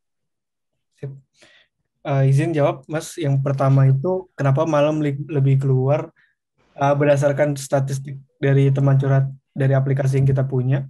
Emang malam itu lebih laku ya sesinya. Maksudnya lebih banyak orang ambil sesi itu malam karena ya memang pada seharusnya kalau siang itu memang aktivitas, masih ada yang kerja, masih ada yang sekolah, kuliah. Malam itu kan kayak mereka udah di rumah, terus udah lepas lah dari pekerjaan-pekerjaan gitu ya. Dan juga memang dari suasana lebih enak lah gitu. Sehingga frekuensinya bisa lebih nyambung. Mungkin jawaban saya itu sih sederhana. Malam itu orang udah nggak ada aktivitas. Kalau misalnya kita lagi siang lagi apa? Kalau kita memang kondisinya lagi gabut banget gitu ya. Kalau misalnya kita lagi aktivitas kan kita akan pikiran kita akan terfokus pada aktivitas kerjaan kita. Kita belum leluasa untuk kerja.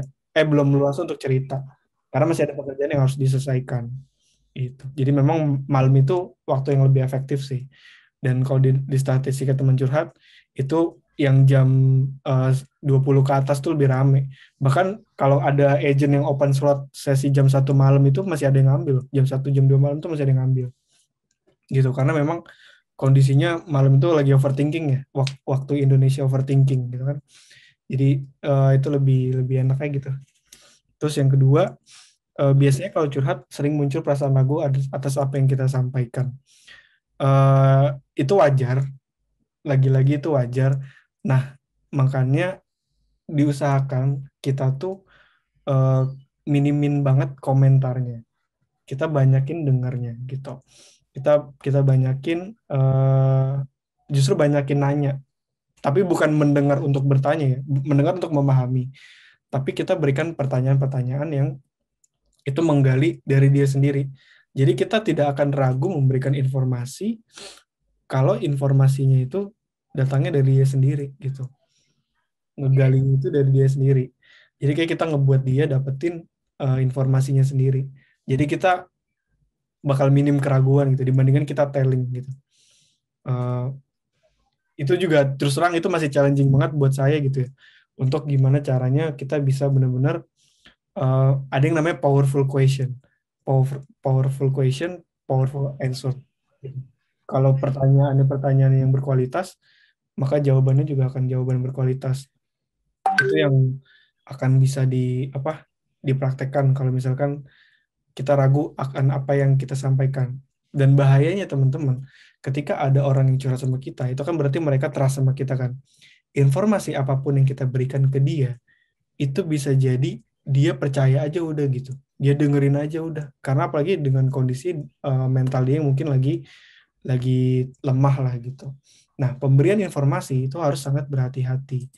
Karena sama lah kayak teman-teman datang ke dokter nih gitu kan. Dokter yang ngomong apa pasti teman-teman dengerin kan. Gitu. Itu sama gitu ketika ada orang yang datang curhat ke kita, apa yang kita kasih tahu sebenarnya itu juga berpotensi menjadi sangat berpengaruh untuk dia gitu. Makanya kalau saya sempat juga belajar tentang konseling, kalau di konseling itu juga sebenarnya mirip-mirip coaching gitu. Solusi itu datangnya dari dia sendiri. Konselor itu tidak banyak memberikan telling informasi, saran dan segala macam gitu. Karena itu sangat berbahaya gitu. Kalau memang dia benar-benar ngelakuin dan efektif, it's okay. Tapi kalau dia melakukannya dengan versinya dia, itu bisa berbahaya. Gitu. Terus pertanyaan selanjutnya, cara tahu bedain mana yang kepo ya, sama yang mana yang benar-benar mau dengerin. Ya, indikatornya gampang. Kalau yang benar-benar mau dengerin ya dia banyak diem, dia banyak mendengar, dia nggak kepo masalah kita. Misalkan kita cerita, gue putus, dia nanya, putus kenapa? Putus karena gini-gini. Oh, dia kayak gini-gini ya? Oh, dia selingkuh ya gini-gini. Nah, itu yang jatuhnya dia yang kepo gitu. Dia menggali informasi untuk kepentingannya dia sendiri, biasanya gitu. Karena dia mau dengerin karena dia mau tahu info-info penting apa yang nanti sekiranya bisa bermanfaat buat dia dan bisa jadi gosip gitu. Nah, itu hati-hati tuh. Kalau udah ada orang yang kayak kepo gitu, itu kemungkinan besar itu bisa tersebar apa yang kita ceritakan. Privasinya nggak aman gitu. Dan makanya juga teman-teman usahain nggak curhat ke sembarang orang gitu. Karena nggak semua orang yang kita curhatin itu belajar tentang kode etik. Nggak semua orang yang kita curhatin itu belajar tentang gimana privasinya gitu. Nah itu makanya kayak sebenarnya curhat ini bukan masalah sepele loh teman-teman gitu. Itu bisa jadi bahaya kalau kita nggak tahu cara mainnya ibaratnya gitu. Kalau benar-benar yang dia tukang dengerin ya dia tukang dengerin, bukan tukang ngomong gitu, bukan tukang kepo. Itu sih indikator paling sederhananya. Kalau dia, dan ketika dia bertanya itu bukan terlalu masalah personal yang tadi saya bilang gitu. Pertanyaannya itu pertanyaan-pertanyaan yang memang fokusnya ke depan, bukan ngegali jadi kepo yang apalagi bisa men-trigger emosinya lagi gitu. Mudah-mudahan menjawab tadi Mas siapa namanya? Aga ya. Thank you, Kak. Mantap banget Mas Pandu, sangat-sangat insightful. Mantap. Sama-sama, thank you. Thank you Aga dan Mas Pandu. Selanjutnya siapa nih? Hajar antriannya. Harusnya di gua Dev. Boleh, silakan Dev. Silakan. Oke, gue cuma mau nanya gini Mas. Kan ada orang kan curhat ya di kita itu. Terus dia curhatnya panjang lebar kayak gitu. Terus kita kasih info bla bla bla. Misalnya kan orangnya itu kan nggak mau suka cari solusi ke kita. Terus dia kan tolak. Untuk kita kan biasanya orang kalau misalkan gitu kan biasanya namanya juga masih manusia ya.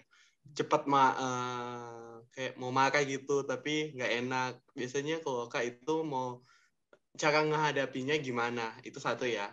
Boleh kan dua. Yang kedua,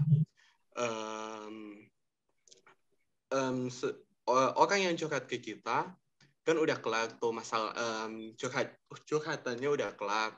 Terus apakah dari posisi kita yang sebagai yang mendengar itu bisa juga melupakan masalahnya atau harus kita ingat lagi atau gimana gitu? Oke, saya jawab dari pertanyaan kedua dulu ya. Sebenarnya orang yang dia bisa banget sehat jadi pendengar yang baik itu adalah orang yang tipenya bodo amat. Karena apa? Karena kalau dia dapetin permasalahan yang itu permasalahannya mungkin cukup besar, dia bisa overthinking. Dan overthinking itu berbahaya. Apalagi kita overthinkingin masalah orang gitu. Kayak, ih dia kasihan banget ya, ih dia kayak gini ya gitu. Itu malah jadi kayak dia buka tempat sampahnya orang masuk ke dia. Tapi sampahnya nggak dikelola gitu, sampahnya dipendem gitu. Jadi pindah bebannya, jadi dia ikut kerasa beratnya gitu. Itu bahayanya kalau kita nggak bisa bersikap bodoh amat gitu. Bukan berarti kita nggak peduli ya, bodoh amat itu dalam konotasi positif. Ketika ada orang yang curhat ke kita periksa dulu, kita dengerin dulu. Tapi setelah sesi selesai, kita tetap tetap apa? Tetap ingat. Cuma maksudnya udah bodo amat gitu. Ini urusan dia gitu. Kita taruh. Ini jangan sampai masuk ke hidup kita, jangan sampai mengganggu, mengganggu aktivitas kita gitu. Karena kita kepikiran. Itu yang tadi copingnya saya udah kasih tahu dikit. Kalau saya ambil terus saya taruh di meja gitu, supaya dia nggak masuk ke diri saya gitu. Kalau yang pertama, ya jelas apa ya jawaban untuk yang pertama. Itulah kalau misalkan kita telling gitu ya, kita memberikan saran gitu. Karena setiap saran yang kita kasih itu belum tentu tepat dan banyaknya tidak tepat gitu. Dan kadang yang membuat kita jengkel adalah ketika kita udah kasih tahu tapi dia nggak lakuin gitu, dan dia tetap pada permasalahannya dia. Kalau kayak gitu caranya kita bikin ada yang namanya tekniknya tuh namanya gue bisa. Jadi daripada kita ngabisin energi buat marah, mendingan kita gunain energinya untuk pakai teknik ini. Gue bisa itu yang pertama adalah goals. Go-nya itu goals. Goals-nya apa sih yang kamu mau ambil? Misalkan masalahnya apa? Misalkan masalahnya move on gitu ya. Oke, goals-nya adalah move on. Tuh. Terus B-nya gue bisa. Barriers-nya apa? Kita mau move on, penghalangnya apa? Oh, penghalangnya dia belum bisa lupain mantannya. Foto-fotonya masih ada gitu ya. Foto-fotonya masih kesimpan. Oh, ini barriers-nya gitu. Belum bisa lupain. Terus option-nya apa? Option-nya tuh caranya apa gitu. Dari barriers yang udah kelihatan, caranya itu gimana sih supaya kita bisa melewatin barriers ini. Kita jabarin tuh cara-caranya. Oh, caranya supaya kita bisa move on, kita blok kontaknya, kita hapus foto-fotonya, kita bakar barang-barang pemberiannya gitu. Itu lebih worth. Terus option, gue bisa. S-nya apa? S-nya itu support. Kira-kira support apa yang kita butuhkan untuk bisa move on. Oh, kita butuh support sama teman-teman. Kita butuh jalan-jalan. Kita butuh apa? Butuh refreshing. Kita butuh segala macam. Tulisin support-supportnya gitu ya. Jabarin yang support-support yang bisa membantu kita achieve goal kita. Terus A-nya. A-nya itu apa? A-nya itu action. Kapan kita mau action? Gitu. Kapan kita mau bener-bener jalanin itu. Sehingga apa yang dicurhatkan itu berimpact gitu. Apa yang diceritakan itu benar-benar kita bisa pecahkan gitu. Dan yang mecahin dia sendiri, kita cuma bantu. Kita cuma bantu ngejabarin rumus tadi gue bisa. Goals, barriers, option, support, sama action. Nah, action ini yang paling penting. Action ini juga yang nanti menentukan kapannya dia akan bisa pindah kondisinya dari kondisi yang tidak diinginkan menjadi ke kondisi yang diinginkan gitu. Dan kita sebagai good listener, sebagai seorang coach, itu kita ngebantu gitu. Jadi supaya orang ini nggak jengkel tentang masalah yang dicurhatin, supaya orang ini juga nggak jengkel tentang saran atau solusi yang dikasih, itu yang dimana solusi atau saran itu belum tentu pas untuk dia gitu. Mudah-mudahan menjawab tadi Mas Dev. Oke, bagus tuh. Soalnya gue orangnya juga bodo amat, bukan nggak peduli sih. Iya. Tapi oke. Oke, thank you Dev dan juga Mas Pandu. Selanjutnya siapa Hajar? Harusnya Maisita. Boleh, Mas Syita silakan, boleh di-unmute. Halo, selamat malam. Assalamualaikum warahmatullahi wabarakatuh. Salam. Background saya masih, astaga maaf, saya belum ganti background. Terima kasih atas kesempatannya dan terima kasih. Halo. Ambil. Nge-freeze nggak sih? Sorry Kak, boleh diulang sedikit tadi nge-freeze. Poin. Halo, tes beneran nggak? Boleh diulang sedikit, tadi masih nge-freeze, sorry. Iya, belum sampai ke pertanyaan pertama, Kak. Nggak tahu ada ke pertanyaan kedua. Yang pertama itu adalah, kan tadi ada poin apa yang perlu kita lakuin ketika menjadi pendengar.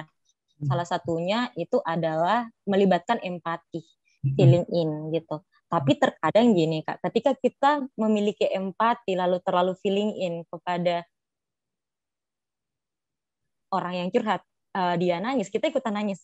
Ada yang kayak gitu, yang kayak wah, apalagi kalau udah relate dengan masalah kita yang sebelumnya gitu. Even kita udah here and now atau prison, karena kan kita punya memori masih bekerja ya. Jadi kayak, ih, saya banget nih kemarin diselingkuhin, bener sakit banget, terus nangis bareng-bareng gitu. Gimana sih Kak cara untuk mengatasi supaya kita ada feeling in, deep, tapi emosionalnya itu tidak terlihat seperti itu atau tidak mengganggu sesi curhatannya itu Kak. Itu sih yang pertama. Terus ya yang kedua, bagaimana ketika ada pernah orang yang, Sita saya mau curhat dong, tapi dia nangisnya 1 jam atau 2 jam dulu. Lalu mengatakan, aduh saya nggak tahu ceritanya dari awal gimana cara kita untuk membuat dia kayak, monggo bercerita karena kamu yang datang ke saya kayak gitu loh. Dasarnya Kak. Thank you. Ya, bagus nih, menarik banget pertanyaannya. Kalau yang pertama, kalau kita mendapatkan sesuatu yang relate, terus kita kepancing juga emosinya, ya jangan ditolak. Kita juga harus rasain itu gitu. Kita jangan denial. Kita terima juga apa yang kita rasain gitu. Kalaupun kita harus ikut nangis, ya udah jangan jaim juga, nangis aja gitu. Tapi yang perlu diperhatikan adalah jangan jadiin kita yang cerita gitu. Kalau kita sekedar ikut nangis, kita sekedar ikut merasakan emosinya, nggak masalah. Kita kan jadi bisa misalkan kalau misalkan sesama jenis gitu ya, kita bisa pelukan gitu. Atau masih ada kedekatan itu bisa kita berikan afeksi. Walaupun kita juga ikutan nangis, itu nggak masalah. Yang penting kita nggak denial rasa itu. Justru bahaya kalau kita berusaha so tegar dan berusaha kelihatan, oh gue kan good listener ya nih, gue kan ibaratnya gue kan coachnya nih, atau gue kan konselor atau segala macam. Justru itu akan gak baik, itu toxic gitu. Ketika kita berusaha menolak emosi itu datang gitu. Jadi terima aja dulu, nggak apa-apa. Kita ikutan nangis nggak apa-apa. Justru alam bawah sadarnya dia akan menangkap kalau kita ikutan nangis, berarti kita benar-benar ada untuk dia gitu. Kita benar-benar present, kita benar-benar mendengarkannya itu dengan sepenuh hati sampai kita ke-trigger juga untuk nangis gitu. Itu ada masuk ke dalam sebenarnya teknik matching and mirroring gitu. Nah ini masuk contoh teknik mirroring gini. Misalkan yang cerita ke kita tuh duduk, terus tangannya diginiin gitu. Nah teknik mirroring itu kita juga perlahan-lahan itu kita ikutin kayak gini, supaya dia merasa oh orang ini mirroring sama gua gitu. Alam bawah sadar itu akan menangkap, oh orang ini benar-benar memperhatikan gue gitu. Tapi nggak ngeledek ya, misalkan dia tangannya gini, terus kita gini, gitu. Terus dia berubah gini, kita ikutin gini, nggak kayak gitu. Tapi pelan-pelan gitu. Ketika dia duduk, dia naikin kakinya 1, kita juga ikutin aja, naikin kaki 1. Ketika dia duduk kayak gini, kita ikutin. Itu efektif banget. Itu tekniknya Presiden Barack Obama. Kalau teman-teman tahu, dia tuh skill komunikasinya namanya presiden ya, gila banget lah. Dia kalau ngomong sama presiden negara lain, dia selalu mirroring tangan presidennya kayak gini, yang lain dia ikutin kayak gini gitu. Karena apa? Itu akan jadi efektif. Nah sama ketika misalkan dia nangis, kalau kita mau ikutan nangis nggak ada yang larang gitu sebenarnya. Kalau yang pernah saya pelajari ya, nangis aja, karena itu ada sisi positifnya juga gitu, masuk ke dalam teknik matching and mirroring itu gitu. Terus yang kedua tadi saya lupa pertanyaannya. Sorry. Gimana, masih ini juga ya, masih nangis ya? Halo Kak Masita. Halo Kak. Iya, sorry lupa yang kedua. Ya, yang kedua tadi apa ya? Dia lupa aja. langsung ngeblank aku. Iya, jadi yang kedua itu bagaimana supaya orang itu bisa memulai curhatannya ke kita, Kak. Padahal dia udah datang ke kita nih, tapi dia bilang aku nggak tahu mengawalinya seperti apa, kayak gitu. Kan tadi sempat di awal saya bilang ada yang namanya proses staging ya. Kita mengenali dulu dia posisinya ada di mana sih. emosional state-nya ada di mana. Kalau emang dia datang masih nangisnya sejam 2 jam kayak masih wajar. Tapi kalau udah 3 jam itu udah mengganggu waktu kita. Nah, proses curhat yang sehat itu proses yang tidak mengganggu untuk kitanya juga, tidak mengganggu aktivitas kita misalnya, kita tidak mengganggu emosional kita secara berlebihan misalnya. Kalau masih 2 jam nangis mungkin masih wajar lah ya. Apalagi kalau kita misalkan punya waktu luang, itu masih nggak masalah. Tapi kalau kita udah mulai ngerasa keganggu, nah itu kita sebagai good listener atau sebagai coach atau apapun itu, kita berhak menghentikan sesi. Kita berhak menghentikan sesi kalau dirasa sesi itu sudah tidak efektif dan sudah memang tidak akan efektif untuk dijalankan saat itu. Kita berhak kok gitu. Kayak, aduh mohon maaf ya, misalkan mohon maaf, mungkin kita sampai sini dulu, besok kita lanjutin gitu. Atau kita bisa kayak, saya ada janji nih jam segini gitu. Itu kalau misalkan kondisinya berlarut-larut gitu. Nah, tapi untuk memulai sesinya, gitu kita bisa tanya dari ekspektasinya. Oke, sekarang kamu datang ke sini, ekspektasi kamu apa? Apakah kamu ingin bercerita, ingin didengarkan, atau kamu ingin bertanya, atau kamu ingin apa gitu? Kita tanya ekspektasinya dia itu apa. Jangan-jangan dia datang curhat ke kita, itu sebenarnya bukan mau didengerin, tapi ekspektasinya dia minjem duit, gitu. Kan kadang ada tuh orang yang punya masalah sama finansial, dia curhat nih panjang lebar, ujung-ujungnya apa? Sebenarnya gue bukan mau didengerin, tapi gue datang ke lu, gue pengen minjem duit, gitu. Nah, makanya penting di awal kita tanya dulu, dia tuh datang mau ngapain, gitu. Kalau emang mau didengerin, mau cerita, baru kita tanya, oke, apa yang mau diceritain? Kalau bingung mau cerita dari mana, oke, dari yang paling mengganggu emosimu saat ini tuh apa? Kamu sedang merasakan apa? Karena apa? Saya lagi sedih banget, saya lagi kacau banget. Karena apa? Karena saya mendapati pasangan saya misalkan gimana-gimana. Atau saya mendapati keluarga saya gimana-gimana. Nah, itu mulai kita tanya. Boleh tuh. Tapi pertanyaannya balik lagi, jangan sampai terlalu kepo, terlalu personal gitu. Tapi kita bisa mulai untuk kita mancing dia bisa cerita dari hal yang paling mengganggu dia. Dari hal yang paling membuat emosi dia berantakan. Kita bisa mulai dari situ. Gitu. Dan biar nggak terlalu larut, kita juga punya batasan-batasan. Dan kalau kita rasa sudah berlarut-larut, itu kita bisa hentikan. Dan kita memang berhak menghentikan sesi. Gitu. Mudah-mudahan menjawab Kak Sita. Mantap, Sita dan Mas Pandu. Thank you jawabannya. Tanya juga Sita ya. Makasih, Kak. Thank you. Oke. Berhubung waktunya beberapa menit lagi ya, mungkin satu lagi dulu kali ya dari Givari. Satu kalau misalkan satu sempat, kalau satu sempat habis itu Sela. Boleh, silakan Givari, boleh di-unmute. Ya, sebenarnya makasih udah dikasih waktunya. Kak, aku izin tanya, sebenarnya kan sebagai orang yang biasa mendengar ya, itu tuh kadang orang tuh suka datang sendiri kan, tiba-tiba curhat segala macam. Yang sebelumnya itu kita nggak saling kenal atau ya intinya dia tuh orang yang baru banget curhat ke kita. Cuma kadang tuh mereka datang dengan kondisi yang benar-benar kusut, tapi kusut di sini bukan konteksnya kayak nangis-nangis atau apapun itu, maksudnya yang kayak ngeluarin emosi segala macam itu loh. Cuma kayak nunjukin perubahan raut muka atau intinya gestur tubuhnya tuh benar-benar nunjukin kalau sebenarnya dia tuh lagi dalam kondisi depresi atau sedang ada masalah yang besar. Sebenarnya tadi kan kakak bilang kalau misalnya menggali itu hal yang dilarang ya. Cuma sejauh ini aku sendiri buat mancing orang cerita itu kayak ya aku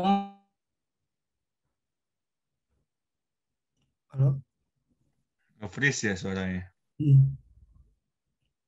Internetnya dia yang nge-freeze, yang lain nggak kok aman. Halo. Internetnya lagi jelek. Lagi jelek. Belum. Batasan menggali itu sendiri. Oh ya ini. Givari, sorry. Tadi Givari nge-freeze. Give tadi stuck. Sorry. Tadi sampai mana? Sampai yang kalau Givari sendiri tuh untuk ngegali tuh gimana gitu? Putus. Ya. Jadi kalau aku sejauh ini kan banyak orang yang mulai cerita tuh kadang bingung mulai dari mana. Karena kondisinya lagi kusut banget kan. Sebenarnya boleh gak sih menggali untuk memancing? Kayak mulai dari nanyain kabar. Maksudnya karena dia bener-bener bingung ya untuk mulai cerita dari mana. Itu kayak nanya kabar, terus juga tebak-tebakan masalah. Terus juga kalau misalnya kebetulan dia tuh udah pernah cerita sekali ke aku gitu. Terus tanya kabar lanjutan dari masalah yang sebelumnya itu boleh atau enggak. Soalnya konteks, maksudnya batasan dari menggali ini masih agak membingungin buat aku. Sebenarnya boleh aja. Jadi gini, jangan salah tangkap juga. Maksudnya menggali kan juga ada dua. Ada memang kalau coaching itu menggali. Coaching itu menggali dengan pertanyaan. Sama, kalau yang dilakukan pertanyaan-pertanyaan yang masih dalam koridor itu masih oke banget. Sebentar. Ini aku ada ini. Coba hilangin background ya. Gara-gara background ini dia jadi nggak kelihatan bukunya.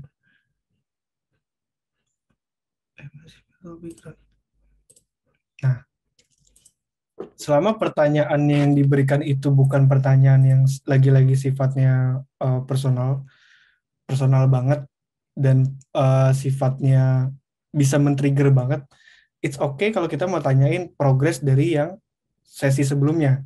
Justru itu memang kita follow up dan coach itu juga nge-follow up. Gimana yang lalu? Udah ada peningkatan belum? Udah ada progres belum? Gitu. Oh masih sama. Oh gitu-gitu. Nggak masalah. Ditanya kabar, kita gali, coba mau cerita dari mana tuh nggak ada masalah. Yang jadi masalah tuh balik lagi kalau kita kepo gitu. Dan teman-teman aku yakin pasti teman-teman bisa bedain mana pertanyaan-pertanyaan yang jurusnya tuh kepo, mana pertanyaan-pertanyaan itu yang memang jurusnya untuk yang progressing gitu. Nah di sini di buku ini tuh kayak ada banyak banget powerful question. Kelihatan nggak tulisannya? Pertanyaan-pertanyaan yang bisa ngebantu proses itu jadi efektif. Ini banyak banget di sini sampai berapa halaman. Dan ini yang nanti kita misalkan teman-teman pelajari detailnya ada di sini gitu. Bahkan sampai kayak pertanyaan tuh yang going deep gitu, kayak sebenarnya kamu tuh siapa sih gitu. Terus kayak apa yang kamu anggap sebagai peranmu di dunia ini. Kalau kita gali into deep itu nanti dia bisa kayak nemuin itu sendiri yang tadi gue bilang, nemuin aha momennya sendiri gitu. Dan memang coaching itu seni mendengar dan bertanya. Bertanya itu tidak dilarang. Cuma yang tidak dianjurkan adalah kepo dan yang ditanyakan personal information yang menjurus ke arah yang tidak seharusnya gitu. Dan yang tidak ada kaitannya sama keefektifan dari sesi coaching itu sendiri atau sesi curhat itu sendiri. Mudah-mudahan menjawab, Mas Givari. Ada baik sih sampai question itu. Oke, thank you banget Givari dan Mas Pandu atas jawabannya. Nah, berhubung sudah menjelang waktunya berakhir nih dari sesi hari ini juga ya teman-teman. Jadi kita berakhir jam 9:30. Mungkin Mas Pandu, apakah ada ini dua patah kata atau mungkin memberikan pesan lagi untuk teman-teman manusia sekalian untuk sesi hari ini, Mas? Silakan, boleh. Apa ya? Ya semakin banyak kita mendengar, semakin banyak kita paham diri kita sendiri sih, dan semakin banyak bersyukur sih. Kayak aku yang menjalani teman curhat, aku tadi semula tuh ngerasa kayak, aduh masalah gue berat banget ya gini-gini. Tapi setelah jadi good listener, setelah ngedengerin banyak orang cerita, kayak, ih gila gue beruntung banget ya gitu. Kadang-kadang teman-teman akan nemuin momen seperti itu. Teman-teman adalah orang terberuntung di dunia ketika teman-teman menjadi seorang pendengar yang baik. Karena teman-teman akan menemui permasalahan-permasalahan yang jauh lebih berat dari teman-teman alami. Dan teman-teman akan melihat, mereka bisa ya, mereka kuat ya. Sedangkan masalah gue tuh nggak ada apa-apanya sebenarnya sama masalah yang mereka alami. Itu sih mungkin. Jadi kayak kita ngerasa bersyukur sendiri gara-gara kita dengerin masalah orang lain. Gitu. Iya, benar sekali sih. Dan mungkin dari ini ya perwakilan tim MM juga ya, thank you untuk teman-teman kan di open chat banyak yang udah cerita juga, bahkan banyak yang udah jadi belajar untuk menjadi pendengar yang baik juga seperti itu. Ya even mungkin tiap orang kan kasarnya punya kemampuannya masing-masing. Kita juga di Mas Pandu kan di awal bahas ada yang emang punya kasarnya udah sebagai soft skill ya Mas untuk mendengar seperti itu, atau mungkin ada yang memang mau mencoba belajar dari awal seperti itu sih. Oke, mungkin untuk selanjutnya apakah ada ini Mas kejutan atau seperti apa gitu yang mau disampaikan dari Mas Pandu dan tim Ada TCID? surprise. Iya, ada surprise. Ada dong. Kan Ada teman-teman udah gabung nih di sini sebanyak tadi ada berapa, ada sempat 100 lebih sih Mas tadi ya. di tengah-tengah ya. Teman-teman dapat free sesi coaching. Teman-teman yang penasaran gimana sesi coaching dengan para certified coach SP. Nanti teman-teman juga balik lagi kita akan hubungi dengan yang tadi sudah teman-teman input datanya. Teman-teman bisa nanti cobain bisa coaching, bisa curhat selama satu sesi dengan para coach dan para good listener yang ada di temancurhat.id gitu. Oke, mantap. Jadi teman-teman, ini ada aplikasinya nggak sih Mas di Play Store gitu, TCID, Teman Curhat? Jangan lupa ya, di-install ya Mas ya. Yang Apple belum ada, baru ada di Android. Apple belum ada. Mungkin sekarang untuk Android user dulu ya, teman-teman boleh silakan di-install. Dan silakan Mas. Iya, sorry banget teman-teman. Baru tadi sore itu aplikasi kita tuh di take down sama Play Store gara-gara ada miss tentang privacy policy-nya. Tapi kita tim developer kita udah naikin lagi. Jadi kalau teman-teman cari sekarang itu adanya Teman Curhat Agent. Temancurhat.id-nya mungkin teman-teman bisa cari 1 hari ke depan atau besok atau 2 hari ke depan gitu. Karena kita lagi naikin lagi. Tadi sempat di take down. Jadi makanya dari awal tuh saya pengen banget bilang, teman-teman download aplikasinya di Android gitu ya. Udah ada di Play Store. Kenapa saya nggak bilang? Karena aplikasinya lagi di take down. Oke. Jangan lupa juga ya teman-teman follow di @temancurhat.ig untuk Instagramnya Mas ya. Oke. Mungkin boleh juga follow Mas Pandu. Nah ini nonton apa tadi Indo Musik Film itu ya? Iya. Oke. Teman-teman informasi saya kirim lewat email. Jadi teman-teman nanti standby aja di emailnya. Untuk teman-teman yang mau claim free coachingnya juga nanti lewat email aja. Kita emailan dan kita nanti akan set jadwalnya dengan para coach. Jadi teman-teman bisa cobain gimana experience-nya nanti ketika curhat dengan metode coaching sama para certified coach gitu. Oke, bener banget Mas. Ini tadi berarti ada yang nanya nih di kolom chat untuk yang curhat itu berarti apakah offline atau online atau gimana tuh Mas sistemnya? Nah, kalau curhatnya sendiri, kalau dari teman curhat itu sebenarnya online gitu ya. Tapi kalau masih sekitaran Jakarta, mungkin dengan para coach yang di Jakarta itu juga masih bisa ketemu gitu. Tapi kalau semenjak pandemi ini jadi online semua Mas. Tadinya kita bisa sebelum pandemi. Kita bikin janji di mana gitu, bisa ketemu. Atau teman-teman yang kayak mau mampir ke kantornya Teman Curhat, terus ntar coachingnya di kantor juga bisa. Kayak gitu. Boleh. Tadi juga di awal-awal ini Mas ada yang sempat nanya gimana sih cara jadi apa tadi yang untuk teman namanya istilahnya sorry saya lupa. Listener agent. Ya itu gimana tuh caranya Mas? Siapa tahu ada yang berminat di sini Mas. Oh ya, untuk jadi good listener agent terutama yang memang mau ngebantu banyak orang nanti akan terbit di aplikasi.